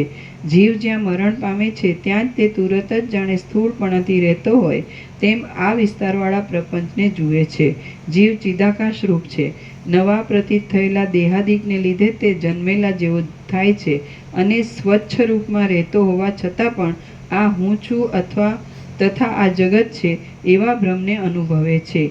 એ જગતરૂપી ભ્રમમાં દેવતાઓથી, નગરોથી, પર્વતોથી, સૂર્યથી અને તારાઓના સમૂહથી સુંદરતા જણાય છે. તેમાં કેટલાય કોતરો જરાથી, મરણથી, વિકળતાથી અને વ્યાધિઓથી ભરપૂર છે. એ ભ્રમમાં પ્રતીત થયેલા સ્થૂળ તથા સૂક્ષ્મ સ્થાવર જંગમ પ્રાણીઓ ઇષ્ટ પદાર્થો મેળવવાના અને અનિષ્ટ પદાર્થોનું નિવારણ કરવામાં આગ્રહથી ઉદ્યોગ કર્યા કરે છે. સમુદ્રો, પર્વતો, નદીઓ, તેમના સ્વામીઓ, દિવસો, રાત્રિઓ, કલ્પો, ક્ષણો અને ક્ષયો પણ એમાં જ રહ્યા છે. હું અમુક પિતાથી આ સ્થળમાં જન્મ્યો છું એવો નિશ્ચય એ ભ્રમ જ છે. આ મારી માં છે અને આ ધન મારું છે એવી વાસના એમાં જ ઉદય પામે છે.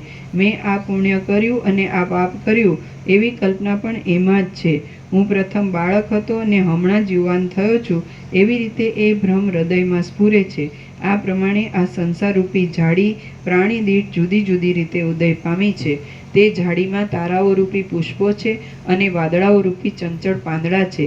તેમાં મનુષ્યરૂપી મૃગોના સમૂહો ફર્યા કરે છે. દેવતાઓ અને દૈત્યો રૂપી પક્ષીઓ છે. દિવસો રૂપી પુષ્પોનો પરાગ છે અને રાત્રિઓ રૂપી ઘાટી કુંજો છે. તેમાં સમુદ્રો રૂપી નાના તળાવો છે. મેરુ આદિ પર્વતો રૂપી ઢેફા છે અને ચિત્તો રૂપી કમળ કાકડીઓની અંદર તેમની વૃત્તિઓ રૂપી અંકુરો રહેલા છે. આ જીવ જે સ્થળમાં મરે છે તે સ્થળમાં ક્ષણ માત્રમાં એ પ્રમાણે સઘળું દેખે છે. આ પ્રમાણે પ્રત્યેક પ્રાણી દીઠ ઉદય પામેલા બ્રહ્માંડોમાં પર્વતોને, સમુદ્રોને, દેશોને, દ્વીપોને અને જુદા જુદા લોકોને જોનારા કરોડો બ્રહ્માઓ, રુદ્રો, ઇન્દ્રો, દેવતાઓ, વિષ્ણુઓ અને સૂર્યો નષ્ટ થઈ ગયા છે. કરેક્શન. બ્રહ્મના સ્વરૂપમાં દેખાઈને નષ્ટ થતા જે એવા કરોડો દેખાવો વીતી ગયા છે, હવે પછી વીતશે અને હમણાં વીતે છે, તે સર્વની ગણતરી કરવાને કોણ સમર્થ છે? આ પ્રમાણે પ્રત્યેક પ્રાણી દીઠ ઉદય પામેલા બ્રહ્માંડોમાં પર્વતોને, સમુદ્રોને, દેશોને, દ્વીપોને અને જુદા જુદા લોકોને જોનારા કરોડો બ્રહ્માઓ, રુદ્રો, ઇન્દ્રો, દેવતાઓ, વિષ્ણુઓ અને સૂર્યો નષ્ટ થઈ ગયા છે. બ્રહ્મના સ્વરૂપમાં દેખાઈને નષ્ટ થતા જે એવા કરોડો દેખાવો વીતી ગયા છે, હવે પછી વીતશે અને હમણાં વીતે છે, તે સર્વની ગણતરી કરવાને કોણ સમર્થ છે?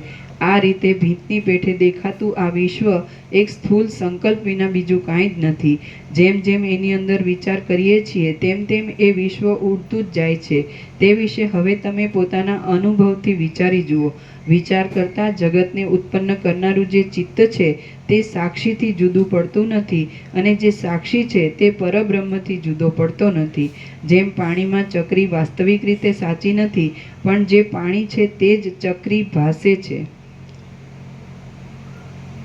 જેમ પાણીમાં ચક્રી વાસ્તવિક રીતે સાચી નથી, પણ જે પાણી છે તે જ ચક્રી ભાસે છે, તેમ જગત પણ વાસ્તવિક રીતે સાચું નથી, પણ જે સાક્ષી છે તે જ જગત ભાસે છે. જેમ પાણીમાં ચક્રી વાસ્તવિક રીતે સાચી નથી, પણ જે પાણી છે તે જ ચક્રી ભાસે છે, તેમ જગત પણ વાસ્તવિક રીતે સાચું નથી, પણ જે સાક્ષી છે તે જ જગત ભાસે છે. અનાદિ માયારૂપ આકાશમાં મણીના જેવો ચૈતન્યનો જે ચળકાટ છે તે જ ભવિષ્યમાં અનેક નામરૂપાત્મક થનારું જગત છે. વળી જે માયા છે તે પણ આકાશમાંના ખાડાની જેમ ચૈતન્યમાં કલ્પાયેલી છે. જગત શબ્દનો અને જીવ શબ્દનો જે અર્થ મારા સમજવામાં છે તે બ્રહ્મ જ છે, પણ જે તમારા સમજવામાં છે તે મુદ્દલ નથી. જગત શબ્દનો અને જીવ શબ્દનો જે અર્થ મારા સમજવામાં છે તે બ્રહ્મ જ છે, પણ જે તમારા સમજવામાં છે તે મુદ્દલ નથી.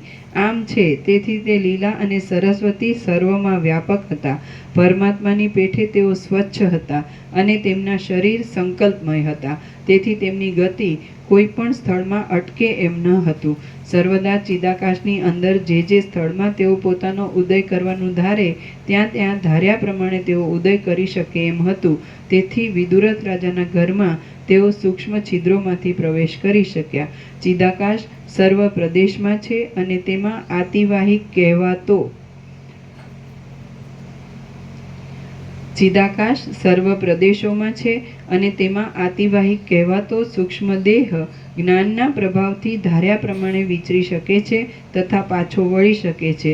તો એ દેહને કેમ રોકી શકાય? શા કારણથી રોકવામાં આવે અને તેને કોણ રોકી શકે? શ્રી યોગ વાસિષ્ઠ મહારામાયણમાં ઉત્પત્તિ પ્રકરણનો લીલાના આખ્યાન સંબંધી સમરસ અનંત સ્મૃત્ય અનુભવ વર્ણન નામનો સર્ગ 40મો સમાપ્ત. સર્ગ 41મો વિદુરથ રાજાના વંશનું વર્ણન અને સરસ્વતીએ આપેલો આત્મબોધ. આ 41મા સર્ગમાં રાજાએ સૂઈ ઉઠીને લીલાની તથા સરસ્વતીની પૂજા કર્યાની, રાજાની વંશાવળીની સ્મરણની અને સરસ્વતીએ આપેલા આત્મબોધની કથા કહેવાશે.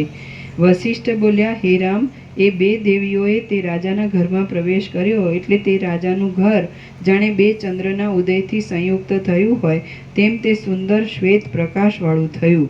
એ દેવીઓના પ્રભાવથી એ ઘરમાં કોમળ અને નિર્મળ સુગંધવાળો કલ્પવૃક્ષના પુષ્પોનો મંદ મંદ પવન વાવા લાગ્યો. ત્યાં એક રાજા સિવાય બીજા સૌ પુરુષોને અને બીજી સૌ સ્ત્રીઓને ગાઢ નિદ્રા આવી ગઈ. વ્યાધિઓ તથા વેદનાઓથી રહિત થયેલું એ ઘર સૌભાગ્યથી નંદનવન જેવું થઈ ગયું હતું અને તે વસંત ઋતુના સમાગમવાળા વન જેવું તથા પ્રાતઃકાળમાં પ્રફુલ્લિત થયેલા કમળ જેવું જણાવા લાગ્યું. ચંદ્રમાંથી ઝરતા અમૃતના ઝરા જેવી શીતળતાવાળી એ બે દેવીઓના શરીરોની કાંતિના પ્રવાહથી આહ્લાદ પામેલો તે રાજા અમૃતના છંટકાવથી જાગ્રત થાય તેમ જાગ્રત થયો. ત્યાં તો તેણે મેરુ પર્વતના બે શિખરો ઉપર બે ચંદ્ર ઉગ્યા હોય તેવી શોભતી એ બે દિવ્ય સ્ત્રીઓને બે આસનો ઉપર બેઠેલી જોઈ મનમાં વિસ્મય પામેલો એ વિદુરથ રાજા જરાવાર વિચારમાં રહ્યો અને પછી જેમ આગળ લેવાનું પાછળથી પીછે કા આગે લેને કા હૈ. અને પછી જેમ નારાયણ ભગવાન શેષનાગ ઉપરથી ઉઠે તેમ તે પોતાની શૈયામાંથી ઉઠ્યો.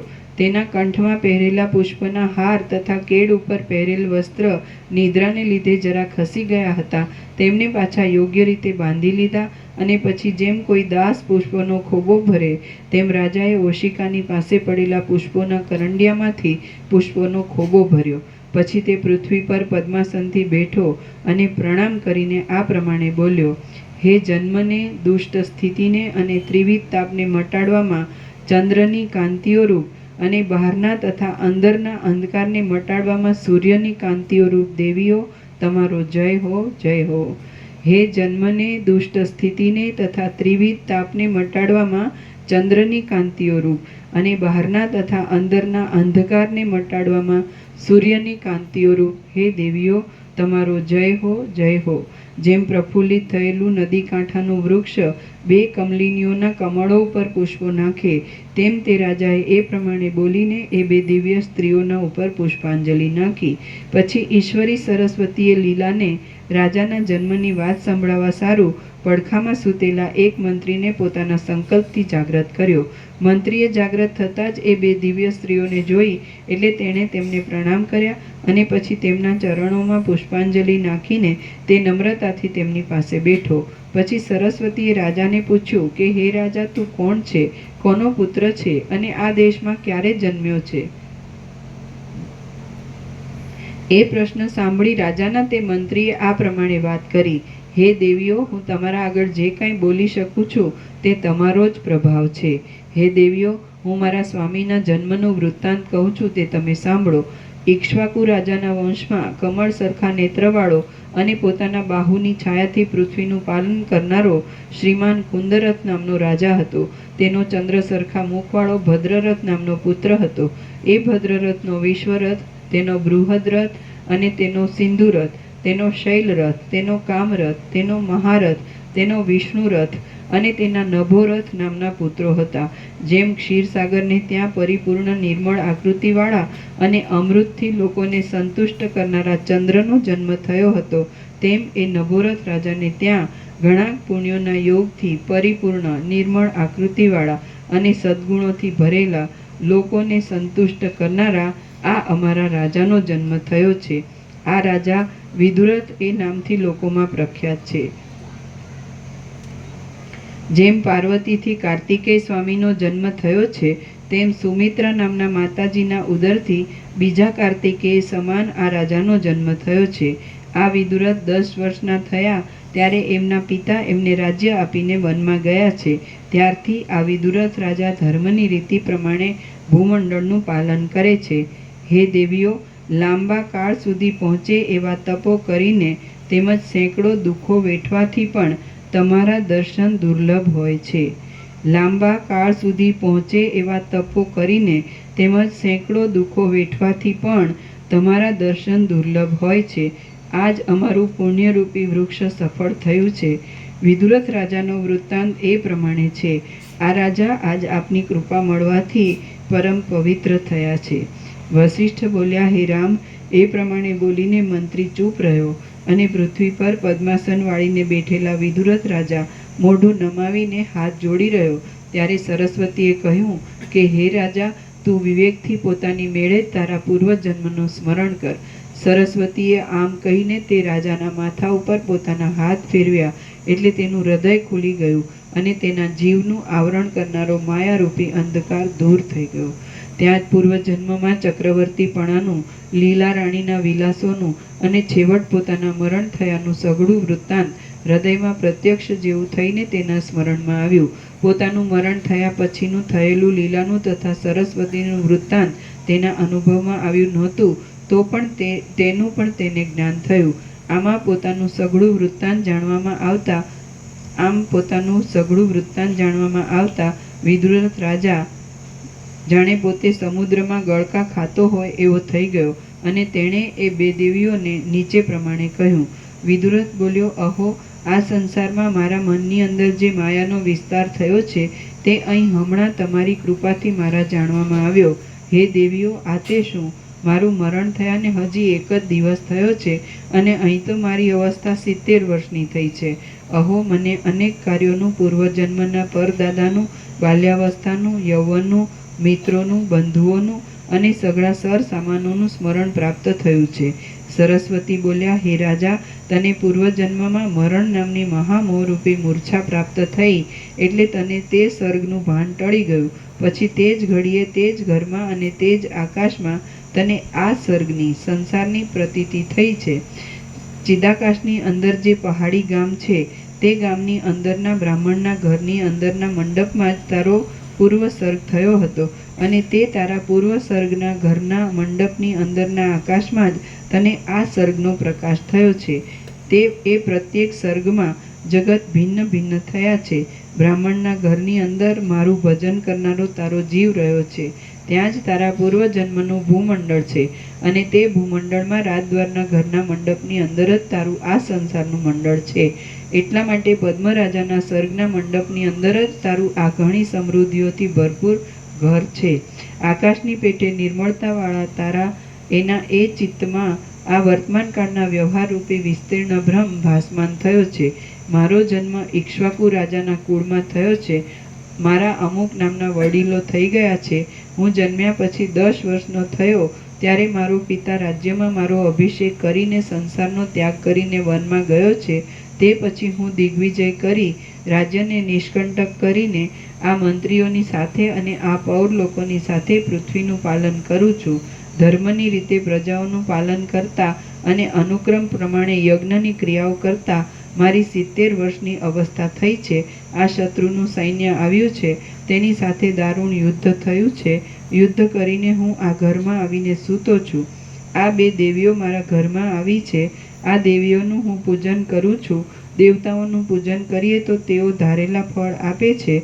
2 દેવીઓમાંની આ એક દેવીએ જેમ સૂર્યની કાંતિ કમળને પ્રફુલ્લિતપણું આપે છે તેમ મને પૂર્વજન્મની સ્મૃતિ આપનારું જ્ઞાન આપ્યું છે. હવે હું કૃતાર્થ થયો છું. મારા સઘળા સંશયો ટળી ગયા છે. મારા સઘળા દુઃખો શાંત થયા છે. મને સુખ પ્રાપ્ત થયા છે અને હું કેવળ પરમ સુખરૂપ થઈને રહ્યો છું. એવા પ્રકારની તને ભારે સંભ્રમ ભરેલી ખોટી ભ્રાંતિ થઈ છે. કરેક્શન. તેમ મને પૂર્વજન્મની સ્મૃતિ આપનારું જ્ઞાન આપ્યું છે. હવે હું કૃતાર્થ થયો છું મારા સઘળા સંશયો ટળી ગયા છે, મારા સઘળા દુઃખો શાંત થયા છે, મને સુખ પ્રાપ્ત થયા છે અને હું કેવળ પરમ સુખરૂપ થઈને રહ્યો છું. એવા પ્રકારની તને ભારે સંભ્રમ ભરેલી ખોટી ભ્રાંતિ થઈ છે. અનેક આચારો, અનેક વિકારો અને અમારા જેવા આદિ દેવતાઓનું દર્શન એ સઘળું તને ભ્રાંતિથી જ પ્રતીત થયું છે. અનેક આચારો, અનેક વિકારો અને અમારા જેવા આદિ દેવતાઓનું દર્શન એ સઘળું તને ભ્રાંતિથી જ પ્રતીત થયું છે. પૂર્વજન્મમાં જે ક્ષણે તું મૃત્યુ પામ્યો તે જ ક્ષણમાં તને પોતાની મેળે જ હૃદયમાં આ પ્રતીતિ ઉદય પામી છે. જેમ નદીનો પ્રવાહ એક ચક્રીરૂપ આકારને મૂકીને તુરત જ બીજી ચક્રીરૂપ આકારને ગ્રહણ કરે છે, તેમ ચિત્તનો પ્રવાહ પણ એક વલણને મૂકીને તુરત જ બીજા પ્રકારનું વલણ ગ્રહણ કરે છે.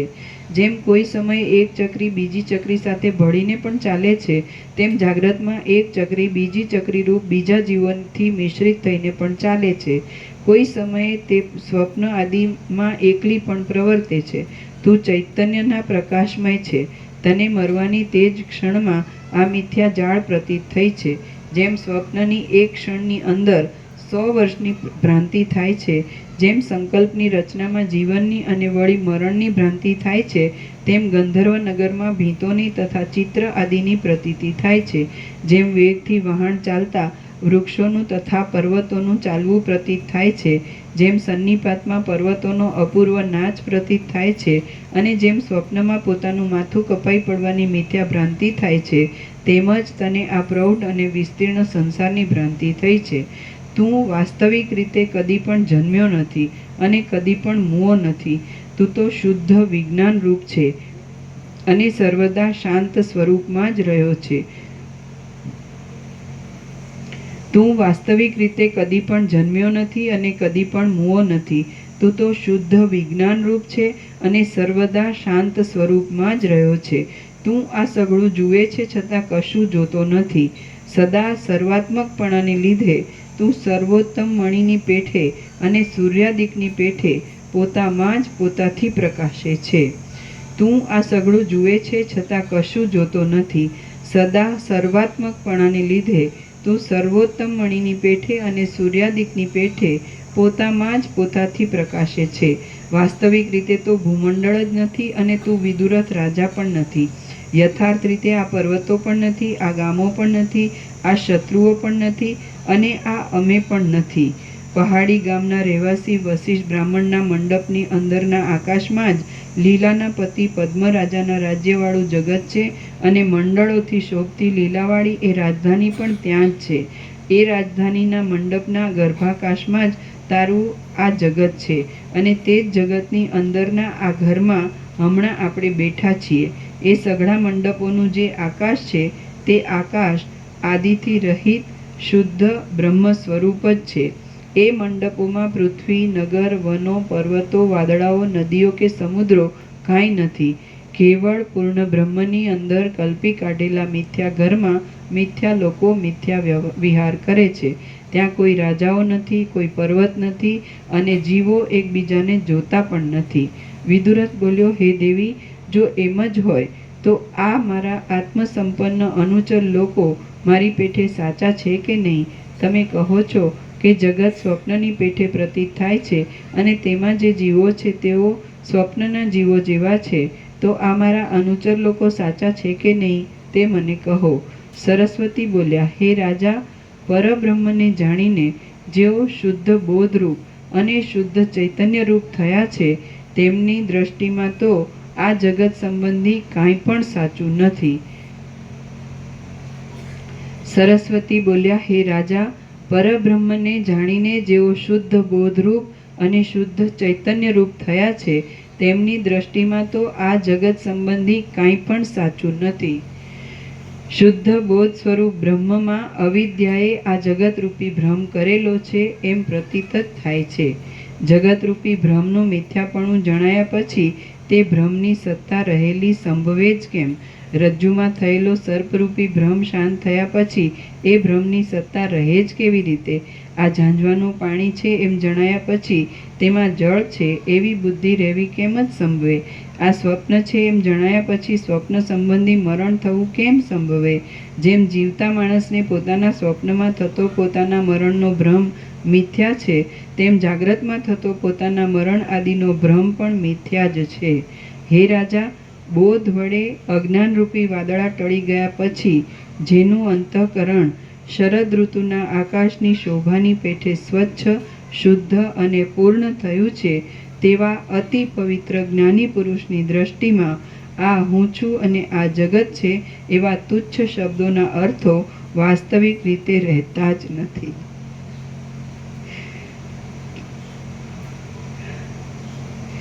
હે રાજા, બોધ વડે અજ્ઞાનરૂપી વાદળા ટળી ગયા પછી જેનું અંતઃકરણ શરદ ઋતુના આકાશની શોભાની પેઠે સ્વચ્છ, શુદ્ધ અને પૂર્ણ થયું છે, તેવા અતિ પવિત્ર જ્ઞાની પુરુષની દ્રષ્ટિમાં આ હું છું અને આ જગત છે એવા તુચ્છ શબ્દોના અર્થો વાસ્તવિક રીતે રહેતા જ નથી. કારણ કે જગત અને હું એ શબ્દો તો કહેવા માત્ર છે, વાસ્તવિક નથી. વાલ્મીકી મુનિએ ભરદ્વાજને આટલી સુધી કથા કહી એટલામાં દિવસ જતો રહ્યો. સૂર્ય આથમી ગયો અને મુનિઓની સભા વાલ્મીકીને પ્રણામ કરીને સાયંકાળના કૃત્ય કરવા માટે ત્યાંથી ઉઠીને નવા ગઈ.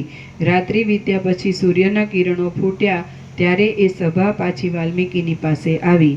શ્રી યોગ વાસિષ્ઠ મહારામાયણમાં ઉત્પત્તિ પ્રકરણનો લીલાના આખ્યાન સંબંધી ભ્રાંતિ વિચાર વર્ણન નામનો સર્ગ 41મો સમાપ્ત. વાલ્મીકીનો 5મો દિવસ સમાપ્ત. સર્ગ 42મો અજ્ઞાન દશામાં સ્વપ્નની સત્યતા. આ 42મા સર્ગમાં અજ્ઞાન દશામાં સ્વપ્ન પણ સત્ય છે એમ નિરૂપણ કરવામાં આવશે અને છેવટે વરદાન સુધીનો કથાનો ભાગ કહેવામાં આવશે.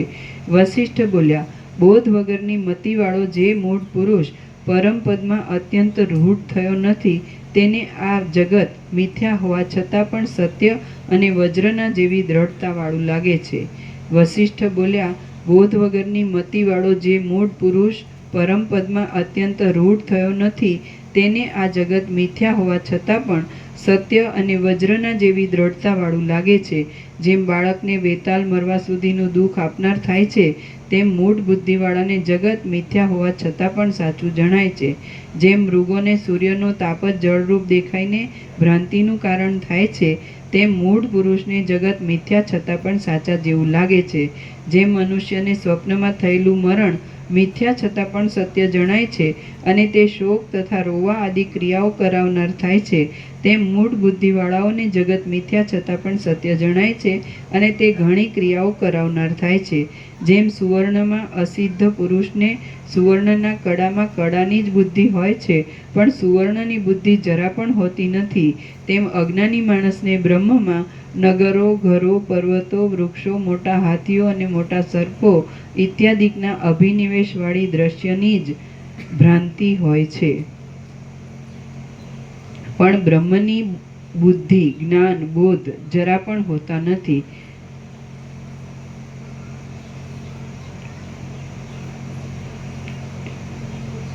જેમ સુવર્ણમાં અસિદ્ધ પુરુષને સુવર્ણના કડામાં કડાની જ બુદ્ધિ હોય છે પણ સુવર્ણની બુદ્ધિ જરા પણ હોતી નથી, તેમ અજ્ઞાની માણસને બ્રહ્મમાં નગરો, ઘરો, પર્વતો, વૃક્ષો, મોટા હાથીઓ અને સર્પો ઇત્યાદિકના અભિનિવેશવાળી દ્રશ્યની જ ભ્રાંતિ હોય છે પણ બ્રહ્મની બુદ્ધિ, જ્ઞાન, બોધ જરા પણ હોતા નથી. જેમ દ્રષ્ટિના દોષવાળાઓને આકાશમાં મોતીની માળા, મોરપીંછ અને ઝીણા મોવાળાના જેવા ચકરડા મિથ્યા હોવા છતાં સત્ય ભાસે છે, તેમ અજ્ઞાનીઓને જગત મિથ્યા છતાં પણ સત્ય ભાસે છે. અહંકાર આદિથી સંયુક્ત થયેલું આ જગત તો એક લાંબુ સ્વપ્ન છે એમ સમજો. આ સ્વપ્નમાં પ્રતીત થતા પોતાથી જુદા પુરુષો જે કારણથી સત્ય લાગે છે તે કારણ હું કહું છું, તમે તે સાંભળો. શાંત, વાસ્તવિક, સત્ય, પવિત્ર, દ્રશ્ય રહિત, ચૈતન્ય માત્ર સ્વરૂપવાળું, પરમ નિર્મળ અને પરમ વિસ્તીર્ણ જે બ્રહ્મ તત્વ સર્વનું અધિષ્ઠાન છે તે માયાને લીધે સર્વવ્યાપક, સર્વશક્તિઓવાળું, સર્વરૂપ અને સર્વાત્મક થાય છે તથા જે સ્થૂળમાં જે રીતે આવિર્ભાવ પામે છે, જે સ્થળમાં જે રીતે આવિર્ભાવ પામે છે તે સ્થળમાં તે તેવી રીતે જ રહે છે. શાંત, વાસ્તવિક, સત્ય, પવિત્ર, દ્રશ્ય રહિત, ચૈતન્ય માત્ર સ્વરૂપવાળું, પરમ નિર્મળ અને પરમ વિસ્તીર્ણ જે બ્રહ્મ તત્વ સર્વનું અધિષ્ઠાન છે, તે માયાને લીધે સર્વવ્યાપક, સર્વશક્તિઓવાળું, સર્વરૂપ અને સર્વાત્મક થાય છે તથા જે સ્થળમાં જે રીતે આવિર્ભાવ પામે છે તે સ્થળમાં તે તેવી રીતે જ રહે છે. એમ હોવાથી સ્વપ્નના નગરનો દ્રષ્ટા જેમને તે નગરના રહેવાસી માણસો તરીકે જાણે છે તેઓ ક્ષણ માત્રમાં જ તે નગરના માણસો થઈ જાય છે. દ્રષ્ટાનું જે ચૈતન્ય સ્વરૂપ છે તે સ્વપ્નને પ્રફુલ્લિત થવાના સ્થાનકરૂપ અતિ સૂક્ષ્મ નાડીના છિદ્રમાં પણ રહ્યું છે અને તે ચિત્તની વાસના અનુસાર વિવર્ત પામીને માણસો છે એમ જણાય છે. સ્વપ્નમાં તથા જાગ્રતમાં પણ આત્મામાં મનુષ્ય આદિનો અધ્યાસ થતાં તે મનુષ્ય આદિમાં આત્માને સત્યતાનો અધ્યાસ થાય છે અને તેથી મનુષ્ય આદિ પદાર્થોને સત્યતા પ્રાપ્ત થાય છે. રામ બોલ્યા, હે મુનિ, સ્વપ્નનું શરીર માયા માત્ર જ છે. તેમાં દેખાતા પુરુષોને અધિષ્ઠાનની સત્તાથી સાચા નહીં પણ તમામ ખોટા જ માનીએ તો તેમાં શો દોષ આવે છે તે કહો. વસિષ્ઠ બોલ્યા, સ્વપ્નમાં પ્રતીત થયેલા નગરના રહેવાસી પુરુષો વાસ્તવિક રીતે સત્ય નથી પણ અધિષ્ઠાનની સત્તાથી સત્ય છે, કારણ કે તેઓ પ્રત્યક્ષ રીતે જોવામાં આવે છે. કૌંસમાં જે પદાર્થ સસલાના શિંગડાની પેઠે અત્યંત અસત હોય છે તેની પ્રતીતિ પણ થતી નથી, પણ સ્વપ્નના પુરુષોની તો પ્રતીતિ થાય છે, માટે તેમનામાં અધિષ્ઠાનની સત્તાથી સત્યપણું છે. કૌંસ પૂરો. એ વિષયમાં પ્રત્યક્ષ જ મોટું પ્રમાણ છે. બીજું પ્રમાણ શોધવાની કશી જરૂર નથી. સૃષ્ટિના આરંભમાં સ્વપ્ન સરખા અનુભવરૂપ જે હિરણ્યગર્ભ છે તેના સંકલ્પથી જ આ જાગ્રત જગતનો પ્રપંચ ઉત્પન્ન થયો છે, માટે જાગ્રતનો પ્રપંચ પણ સ્વપ્નની પેઠે અધિષ્ઠાનની સત્તાથી જ સત્તાવાળો છે. એ પ્રમાણે આ જાગ્રતનો પ્રપંચ પણ એક જાતનું સ્વપ્ન જ છે, માટે આ પ્રપંચમાં જેવી મારી દ્રષ્ટિએ તમે અને બીજાઓ સાચા છે તેવા જ જેવા માટે આ પ્રપંચમાં જેવા મારી દ્રષ્ટિએ તમે અને બીજાઓ સાચા છો તેવા જ સ્વપ્નના દ્રષ્ટાઓની દ્રષ્ટિએ સ્વપ્નના માણસો સાચા છે.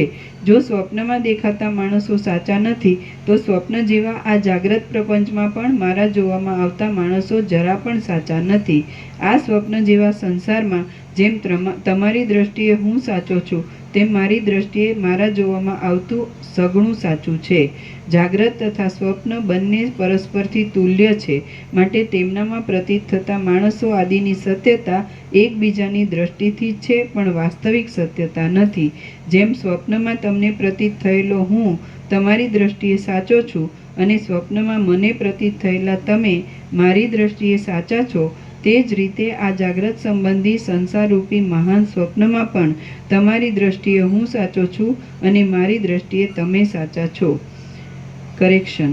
સ્વપ્નોમાં એવો જ ભ્રમ હોય છે. સ્વપ્નોમાં એવો જ ભ્રમ હોય છે. રામ બોલ્યા, હે ભગવાન, આ તમારા કહેવા ઉપરથી મને લાગે છે કે સ્વપ્નનો દ્રષ્ટા નિદ્રાથી રહિત થઈ જાય તો પણ સ્વપ્નમાં દેખાયેલું નગર અધિષ્ઠાનની સત્તાથી સત્તાવાળું રહે છે. આ મારું ધારવું યથાર્થ છે કે કેમ? વસિષ્ઠ બોલ્યા, હા, જેમ તમે કહો છો તેમ જ છે. સ્વપ્નનો દ્રષ્ટા નિદ્રાથી રહિત થઈ જતાં પણ સ્વપ્નમાં દેખાયેલું નગર અધિષ્ઠાનની સત્તાથી સત્ય જ અને આકાશની પેઠે સ્વચ્છ આકારવાળું જ રહે છે. એ વાત તો એક બાજુ રહેવા દો અને હવે બીજું કહું છું તે તરફ લક્ષ્ય આપો. સ્વપ્નના પ્રપંચમાં જાગ્રતના બાહ્ય દેશકાળ આદિના જેવો યથાર્થ સંબંધ નહીં રહેવાથી સ્વપ્નનો પ્રપંચ મિથ્યા છે એમ માનતા હો તો તમે જેને જાગ્રતનો પ્રપંચ માનો છો તેમાં પણ સ્વપ્નના દેશકાળ આદિના જેવો યથાર્થ સંબંધ નથી. આથી જાગ્રતનો પ્રપંચ પણ મિથ્યા છે. એ પ્રમાણે છે એટલા માટે આ સઘળો પ્રપંચ જે જોવામાં આવે છે તે સાચો નથી પણ સાચા જેવો પ્રતીત થઈ રહ્યો છે. જેમ સ્વપ્નની સ્ત્રી સાથેનું સુરત સુખ મિથ્યા છતાં પણ આસક્તિથી મોહિત કરે છે, તેમ આ પ્રપંચ મિથ્યા હોવા છતાં પણ આસક્તિથી મોહિત કરે છે. જે અધિષ્ઠાન ચૈતન્ય છે તે જ વાસ્તવિક સાચું છે. જે અધિષ્ઠાન ચૈતન્ય છે તે જ વાસ્તવિક સાચું છે. જે દેહની અંદર તથા બહાર સર્વ પ્રદેશોમાં ભરપૂર રહેલું છે તે ચૈતન્ય માયા શક્તિને લીધે જેવી રીતે પોતાનું સ્ફુરણ કરવા ધારે છે તેવી જ રીતે પોતાને સ્ફુરેલું જુએ છે. જેમ ભંડારમાં સઘળા પ્રકારનું ધન હોય છે અને તે જોનાર માણસના જોવામાં આવે છે, તેમ ચિદાકાશમાં સઘળો પ્રપંચ છે અને તે ચિદાકાશના જોવામાં આવે છે. હે રામ, સરસ્વતી દેવીએ વિદુરથ રાજાને બોધરૂપી અમૃતનું સિંચન કરીને વિવેકના સુંદર અંકુરવાળો કર્યો અને તેને નીચે પ્રમાણે કહ્યું. સરસ્વતી બોલ્યા, હે રાજા, આ સઘળી વાત મેં લીલાને રાજી કરવા સારું કહી છે. તમારું કલ્યાણ હો. અમે બે હવે અહીંથી જઈએ છીએ. જે કાંઈ જોવાનું હતું તે લીલાએ જોઈ લીધું છે. વસિષ્ઠ બોલ્યા, આ પ્રમાણે સરસ્વતીએ મધુર અક્ષરોવાળી વાણીથી ભાષણ કર્યું એટલે બુદ્ધિમાન વિદુરથ રાજાએ નીચે પ્રમાણે કહ્યું. વિદુરથ બોલ્યો, હે દેવી, મારું દર્શન પણ કામનાવાળા મનુષ્યોને નિષ્ફળ થતું નથી, ત્યારે તમે તો મોટા ફળ દેનારા છો. તમારું દર્શન તો કેમ નિષ્ફળ જાય? વિદુરથ બોલ્યો, હે દેવી, મારું દર્શન પણ કામનાવાળા મનુષ્યને નિષ્ફળ થતું નથી, ત્યારે તમે તો મોટા ફળ દેનારા છો. તમારું દર્શન તો કેમ નિષ્ફળ જાય? હે દેવી, હું જેમ એક સ્વપ્નમાંથી બીજા સ્વપ્નમાં જાઉં છું, તેમ આ દેહને છોડીને હું અહીંથી મારા પહેલાંના સંસારમાં આવું એવી તમે કૃપા કરો. હે માતાજી, હું શરણાગત છું. મારા પર કૃપા દ્રષ્ટિ કરો અને મને રાગ જાણીને મારી માંગણીનો ઉત્તર આપો. હે વરદા, ભક્તનો અનાદર કરવો એ મહાત્માઓને શોભે જ નહીં. હું જે પ્રદેશમાં આવું તે જ પ્રદેશમાં આ મારો મંત્રી અને આ મારી બાળક કુંવરી પણ આવે એવી મારા પર દયા કરો. સરસ્વતી બોલ્યા, હે પૂર્વજન્મના પદ્મરાજ, તું ત્યાં આવજે અને નિશંક થઈને યોગ્ય પદાર્થોથી તથા યોગ્ય વિલાસોથી સુંદરતાવાળું રાજ્ય કરજે. અમારા પાસે યાચકોએ જે જે માંગણી કરી હશે તેની અમે કદી પણ ના કહી હોય એવું કોઈના પણ જાણવામાં નથી. અમે એમ તમારે સમજવું. અમારા પાસે યાચકોએ જે જે માંગણી કરી હશે તેની અમે કદી પણ ના કહી હોય એવું કોઈના પણ જાણવામાં નથી, એમ તમારે સમજવું. શ્રી યોગ વાસિષ્ઠ મહારામાયણમાં ઉત્પત્તિ પ્રકરણનો લીરાના આખ્યાન સંબંધી સ્વપ્ન પુરુષ સત્યત્વ વર્ણન નામનો સર્ગ 42મો સમાપ્ત. ઓમ ઓમ ઓમ. નહીં,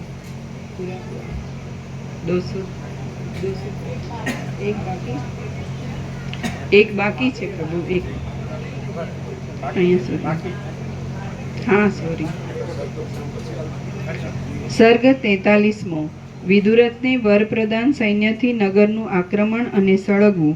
આ 43મા સર્ગમાં વિદુરથ રાજાને જોઈતું વરદાન, નગરનું સળગવું અને બળી જતા લોકોની ચેષ્ટાઓ ઇત્યાદિનું વર્ણન કરવામાં આવશે. એક પાનું. દોઢ. હા, તો ચાલશે. હા, સર્ગ પૂરો થયો. હા હા, તત્વબોધ થઈ ગયો.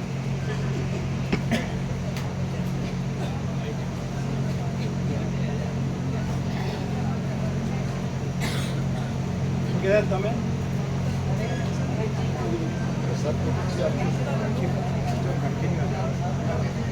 ભગવાનનો વ્યાપક 9 વાગ્યા પછી જોયું.